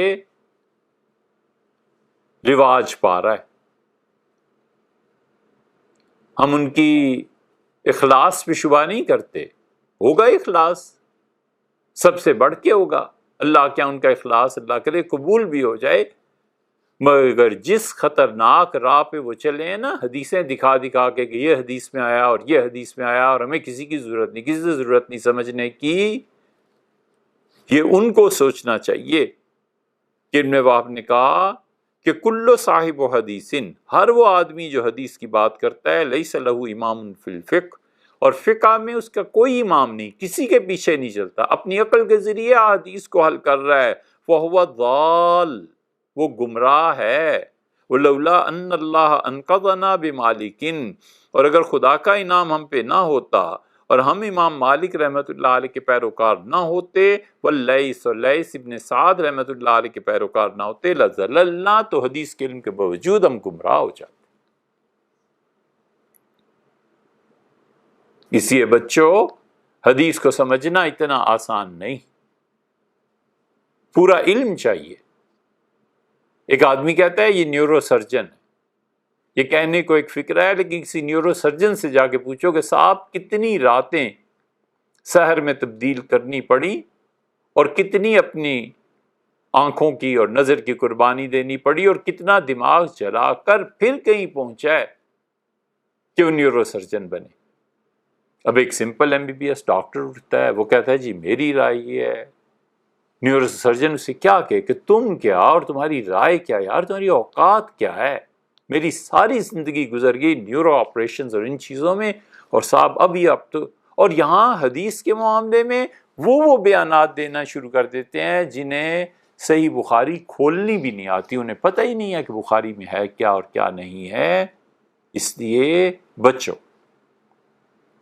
اس لیے حدیث کے نام پہ جو گمراہیاں آ رہی ہیں نا، پوری گمراہی ایک طرف ہے جہاں حدیث کا انکار ہے، اور پوری گمراہی دوسری طرف ہے جہاں حدیث اور رسول اللہ صلی اللہ علیہ وسلم کا نام لے لے کے وہ کہتے ہیں ہمیں کسی کی ضرورت نہیں، کسی کی تقلید نہیں، کسی کا اتباع نہیں، بس حدیث ہمارے لیے کافی۔ یہ مجتہدین اتنے بڑے لوگ تھے کہ رسول اللہ صلی اللہ علیہ وسلم کے آثار، یہ چیزیں ان تک پہنچتی تھیں، ایک منٹ نہیں لگاتے تھے اور رجوع کر لیتے تھے۔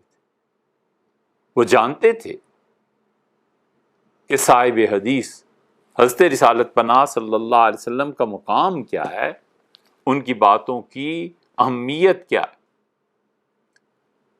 آخر پہ ہم آپ کو ایک قصہ سناتے ہیں، یہ حدیث ورینہ تو ہوئی تمام، اس کی صرف فقہی بحث رہ گئی، وہ انشاءاللہ کر لیں گے، لیکن آج کا پورا بیان ہم نے اس پہ رکھا تھا کہ آپ کو یہ دکھائیں کہ دیکھو ایک ہی روایت ہے، 13 جگہ امام بخاری رحمۃ اللہ علیہ سے لائے ہیں، فرق کہاں کہاں کیا کیا فرق پڑتا رہا۔ ایک قصہ آپ کو یہ سناتے ہیں کہ ابن رشد قرطبی کا نام آپ نے سنا ہوگا۔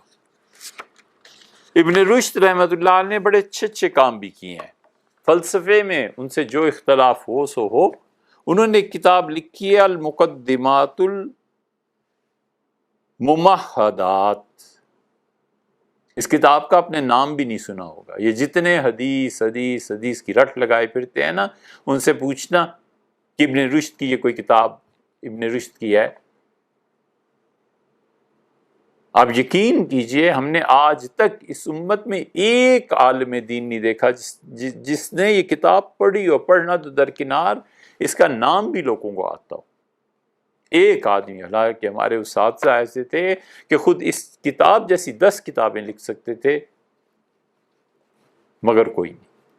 المقدمات الممہدات ابن رشد کی کتاب ہے، اور کمال کی کتاب. جو کہتے ہیں ہم ابن رشد کو نہیں پڑھتے اور مولویوں نے اس کو چھوڑ دیا، ایسے نہیں ہے یار، نہ کرو اتنی نہ بڑھا پاکی داماں کی داستان. انہوں نے ایک عجیب واقعہ لکھا. اگرچہ اس واقعے پہ ابن رشد ہوتے تو ہم ان سے کچھ عرض کرتے، لیکن لکھ گئے ہیں بس، تو اب اسے سن لیجئے. کہتے ہیں فل احباس سنت قائمت، اللہ کی راہ میں وقف کرنا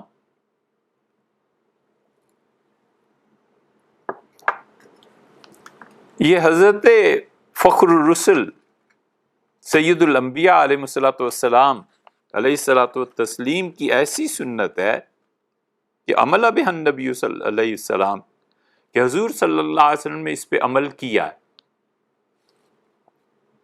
والمسلمون من بعدہ، اور حضور صلی اللہ علیہ وسلم کے بعد جو مسلمان آئے ہیں وہ اللہ کی راہ میں زمینوں کو، چیزوں کو وقف کرتے رہے ہیں. وقد قیل لمالک، امام مالک رحمۃ اللہ سے کہا گیا کہ ان شریحن، یہ شریح قاضی جو ہیں، کان لا یر الحبس، وہ کہتے ہیں کہ وقف کوئی چیز نہیں ہے، مت وقف کرو. اس کا پس منظر بھی سمجھ لیں. شریح قاضی تھے اور یہ ہوتے تھے کوفہ میں، عراق میں. یہ ہماری حنفی فقہ جو ہے نا، یہ اس کا بڑا حصہ آیا ہے ادھر سے، سمرقند اور بخارا اور بلخ سے. اگر یہ ہماری حنفی فقہ آتی نا عراق سے، امام محمد رحمۃ اللہ پہ حدیث کا بڑا اثر تھا، تو اس فقہ حنفی کا رنگ کچھ اور ہوتا، اس پہ حدیث بڑی غالب ہوتی. اس فقہ حنفی بھی جو عقل غالب ہے نا، یہ رنگ یہ ان سمرقند اور بخارا اور بلخ والوں کا حصہ ہے. یہ ایک لمبا قضیہ ہے، چھوڑو. شریح کہتے تھے کہ وقف نہیں ہے، اور شریح اتنے بڑے قاضی تھے کہ سیدنا عمر رضی اللہ عنہ نے مقرر کیا تھا، پھر سیدنا عثمان رضی اللہ عنہ نے مقرر کیے رکھا. حضرت علی رضی اللہ عنہ کا ایک مقدمہ پیش ہوا ان کی عدالت میں، تو سیدنا علی رضی اللہ عنہ سے کہا کہ شریح فیصلہ کرو میرے متعلق، اور انہوں نے سیدنا علی رضی اللہ عنہ کے خلاف فیصلہ دیا تھا. اور شریح پہ سب کو اعتماد تھا. شریح نے فتویٰ دیا اور انہوں نے کہا کہ وقف نہ کرو. امام مالک رحمۃ اللہ سے کہا گیا کہ شریح کا یہ کہنا ہے، اور وہ کہتے ہیں کہ لا حبس عن فرائض اللہ، اللہ نے جو تقسیم کی ہے وراثت کی، کہ بیٹے کو اتنا ملے، بیٹی کو اتنا ملے، تو اگر تم وقف کرو گے تو وہ جائیداد تو تمہاری ادھر نکل جائے گی وقف میں. مثلا ایک آدمی نے کہا کہ 100 کنال جائیداد میں اس مسجد کے لیے دیتا ہوں، 100 کنال جائیداد دیتا ہوں میں، اس سے جتنی آمدن ہو اس سے مریضوں کا علاج کیا جائے. تو بیٹا بیٹی وغیرہ تو وراثت سے محروم ہو گئے. تو وہ کہتے تھے کہ وقف نہ کیا جائے. اور ابن رشد قاضی کہتے ہیں کہ حضور صلی اللہ علیہ وسلم اور مسلمان ہمیشہ وقف کرتے چلے آئے ہیں، اور تم دیکھو شریح نے، قاضی نے عراق میں کیا فتویٰ دیا. امام مالک رحمۃ اللہ سے کہا گیا تو فقال مالک، امام مالک رحمۃ اللہ نے فرمایا تکلم شریح ببلادہ، شریح جو فتویٰ دیتے ہیں ان کے علاقوں میں ہوتا ہوگا ایسے، ان کے شہروں میں وہ اپنے شہروں کی بات کریں. ولم یرد المدینۃ، اور مدینہ منورہ کبھی حاضر نہیں ہوئے، یہاں کبھی حاضری نہیں ہوئی. فیرا آثار الاکابر من ازواج النبی صلی اللہ علیہ وسلم، وہ یہاں آئیں تو ہم ان کو دکھائیں، وہ دیکھ لیں گے کہ حضور صلی اللہ علیہ وسلم کی بیویوں نے کتنے وقف کیے تھے اللہ کی راہ میں، واصحابہ، اور رسول اللہ صلی اللہ علیہ وسلم کے صحابہ نے کتنے کیے تھے، والتابعین بعدہم، اور تابعین نے کتنے کیے تھے، ہلم جرا الی الیوم، میرے آج اس دور تک۔ امام مالک رحمۃ اللہ 94 ہجری میں پیدا ہوئے تھے، امام حنیفہ رحمۃ اللہ سے 14 برس چھوٹے تھے۔ امام نے فرمایا، مالک رحمۃ اللہ علیہ نے، کہ میرے آج اس دور تک میں نے جن جن کو دیکھا ہے یہ سب وقف کرتے تھے۔ وما حبسوا من اموالہم لا یطعن فیہ طاعن، کوئی آدمی انگلی نہیں اٹھا سکتا، حرف نہیں رکھ سکتا، تانا نہیں دے سکتا، کیسے کہتا ہے کہ وقف نہ کرو۔ وَهَذِهِ صَدَقَاتُ النَّبِيِّ صلی اللہ علیہ وسلم 7 حوائط، میں تمہیں مدینہ منورہ میں 7 زمینیں دکھاؤں جہاں پہ 4 دیواری پھری ہوئی ہے اور دیواریں بنی ہیں، یہ سب رسول اللہ صلی اللہ علیہ وسلم نے وقف ہی تو کیا تھا۔ وَيَنبَغِي لِلْمَرْءِ، یہ ہے امام مالک رحمۃ اللہ کا اصل مزاج، مال کی جتنی بال کی کھال، رحمہ اللہ، صحیح سینس میں کہہ رہا ہوں کہ جتنی امام مالک رحمۃ اللہ کی فقیہ اور پیروکار مسئلے کی تہ اور گہرائی تک جاتے ہیں، کوئی نہیں جاتا۔ یہ ہے امام مالک رحمۃ اللہ کا مزاج۔ فرمایا کہ آئیں میں دکھاؤں 7 زمینیں جہاں پہ دیواریں پھری ہوئی ہیں، حضور اقدس صلی اللہ علیہ وسلم نے وقف کیا ہوا ہے یہ سارا۔ وَيَنبَغِي لِلْمَرْءِ أَلَّا يَتَكَلَّمَ إِلَّا فِي مَا أَحَاطَ بِهِ خُبْرًا، آدمی کو چاہیے اتنی بات کرے جتنا اس کے پاس علم ہے۔ کہ انہوں نے تنقید کی شریح قاضی کے فیصلے پہ، رحمہ اللہ۔ وَبِهَذَا احتج أيضا مالک، اور اسی بات پہ امام مالک رحمۃ اللہ علیہ نے دلیل لی، شریح کو جواب دیا۔ انہوں نے کہا آپ کہتے ہیں کہ خدا کی کتاب، اس میں اگر تقسیم جو ہوئی ہے وراثت کی، اس سے لوگوں کا حق مارا جائے گا، اگر وقف کر دو گے تو میں اس بحث میں نہیں پڑھتا کہ کسی کا حق مارا جائے گا کہ نہیں، وقف سے مت روکیے لوگوں کو۔ قاضی صاحب، یہ رسول اللہ صلی اللہ علیہ وسلم کی زمینیں ہیں، ان کی بیویوں نے، ان کے صحابہ نے، تابعین رحمہ اللہ نے جو وقف کیا ہے، آئیں، آپ مدینہ منورہ نہیں آئے، میں آپ کو دکھاؤں، یہ سارے کا سارا اس وقت سے چلا آ رہا ہے۔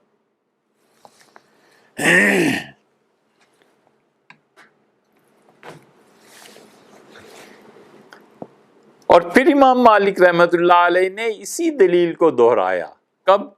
لما ناظر ابو یوسف، جب امام ابو یوسف رحمۃ اللہ علیہ مدینہ منورہ میں ان کی خدمت میں حاضر ہوئے، بے حضرت الرشید، خلیفہ رشید، مامون الرشید، وہ 7 تھے۔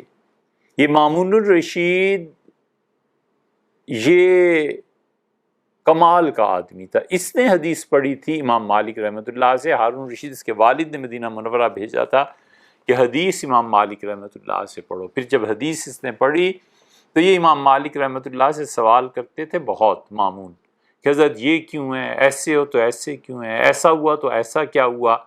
تو امام مالک رحمۃ اللہ کچھ تو برداشت فرماتے رہے، پھر انہوں نے کہا یہ جس طرح کی تم باتیں کرتے ہو نا، یہ عراقی فقہا اس طرح کی باتیں کرتے ہیں، ہر چیز میں جرا، ہر چیز میں یہ کرتے ہیں، تو میرا خیال ہے تم عراق چلے جاؤ اور وہاں۔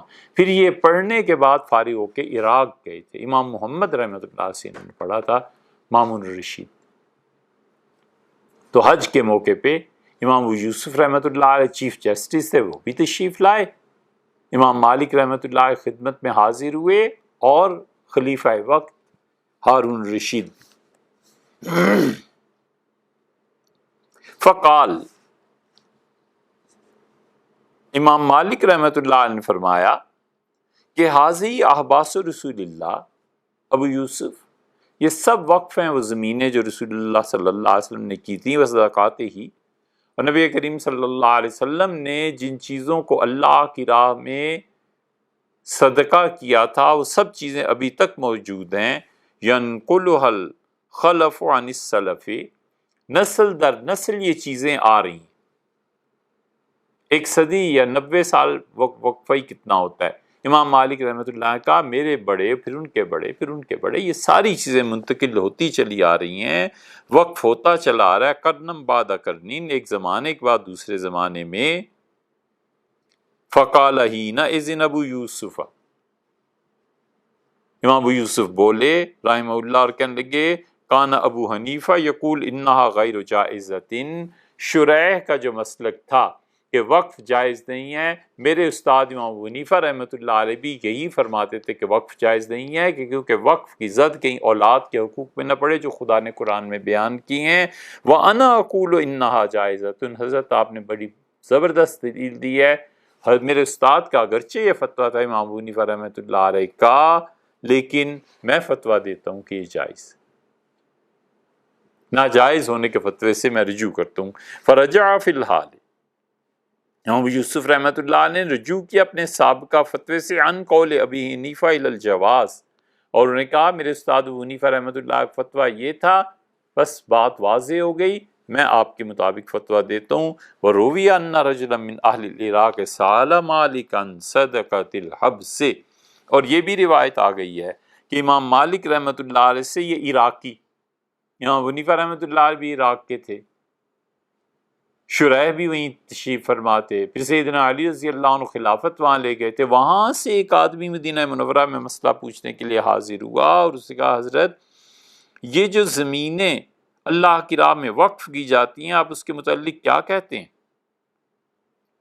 فقال اذا حیزت مضت، وقف کی زمین پہ جب قبضہ ہو گیا گئی، بات ختم ہو گئی، بس جائز ہے۔ فقال العراقی، عراقی نے کہا ان شریحا قال لا حبس عن کتاب اللہ، ہم اس وقف کو دیکھیں گے یا خدا کی کتاب کو؟ کوئی شریح کی بات اس نے دہرائی۔ فضاحک مالک، امام مالک رحمۃ اللہ علیہ ہنسے، وکان قلیل الضحک، اور امام مالک رحمۃ اللہ علیہ کبھی نہیں ہنستے تھے۔ امام مالک رحمۃ اللہ علیہ لوگ مدتوں ترستے تھے کہ امام مالک رحمۃ اللہ علیہ کسی سے بات کر لیں، ہنس کے بات کر لیں، کچھ بالکل نہیں، بڑا وقار، بڑی ہیبت تھی۔ اوپر آپ نے ان کا جملہ دیکھا نا، انہوں نے کہا کہ آدمی کو چاہیے اتنی بات کرے جتنا اس کا علم ہے۔ امام مالک رحمۃ اللہ علیہ ہنسے، اور وہ بہت کم ہنستے تھے۔ وقال یرحم اللہ شریحا، انہوں نے کہا اللہ کی رحمت ہو شریح پہ، لو درا ما صنع اصحاب رسول اللہ صلی اللہ علیہ وسلم ہاہنا، اگر وہ یہاں آتے مدینہ منورہ اور دیکھ لیتے کہ رسول اللہ صلی اللہ علیہ وسلم کے صحابہ کرام رضی اللہ عنہم نے کتنے وقف کیے ہیں اس شہر میں، ما قالہ، وہ کبھی بھی یہ فتویٰ نہ دیتے۔ دیکھا آپ نے، یہ ہے چیز کہ جہاں صحیح حدیث آئی، جہاں صحیح بات آئی، اگلوں نے اس میں رجوع کرنے میں ایک منٹ نہیں لگایا۔ امام یوسف رحمۃ اللہ نے کیسے کہا کہ حضرت آئندہ سے ایسے نہیں، آئندہ سے جائز ہے، یہ میں اپنے فتوے سے رجوع کرتا ہوں۔ اس لیے ہم سب کے لیے اس میں عبرت کا سامان ہے کہ حدیثوں کو دیکھ کے گاتے پھرنا، لوگوں پہ روب جھاڑنا، معاذ اللہ، استغفر اللہ، اور یہ باور کرانا کہ میرے پاس یہ حدیث، میں اس حدیث پہ عمل کرتا ہوں، اے صاحب کچھ نہیں، کچھ نہیں، آپ اس علم میں ابھی پیدا ہی نہیں ہوئے، آپ انتظار کیجئے، عمر کھپائیے، سارے کام چھوڑ کے حضرت رسالت پناہ صلی اللہ علیہ وسلم کی احادیث کو پڑھنے کے لیے اپنی آنکھوں کو سیک دیجئے، پھر پتہ چلے گا کہ کس حدیث پہ فتویٰ ہوتا ہے کس پہ نہیں۔ وہ رہنا کہ اس حدیث پہ بس ایک نشست اور باقی رہ گئی، اور وہ ہے کہ اس میں فقہی اعتبار سے کیا حرام چیزوں سے علاج جائز ہے یا نہیں، وہ آئندہ نشست انشاءاللہ، آئندہ آخری نشست میں ارینا کی حدیث کی فقہی اعتبار سے تشریح آپ کے سامنے پیش کی جائے۔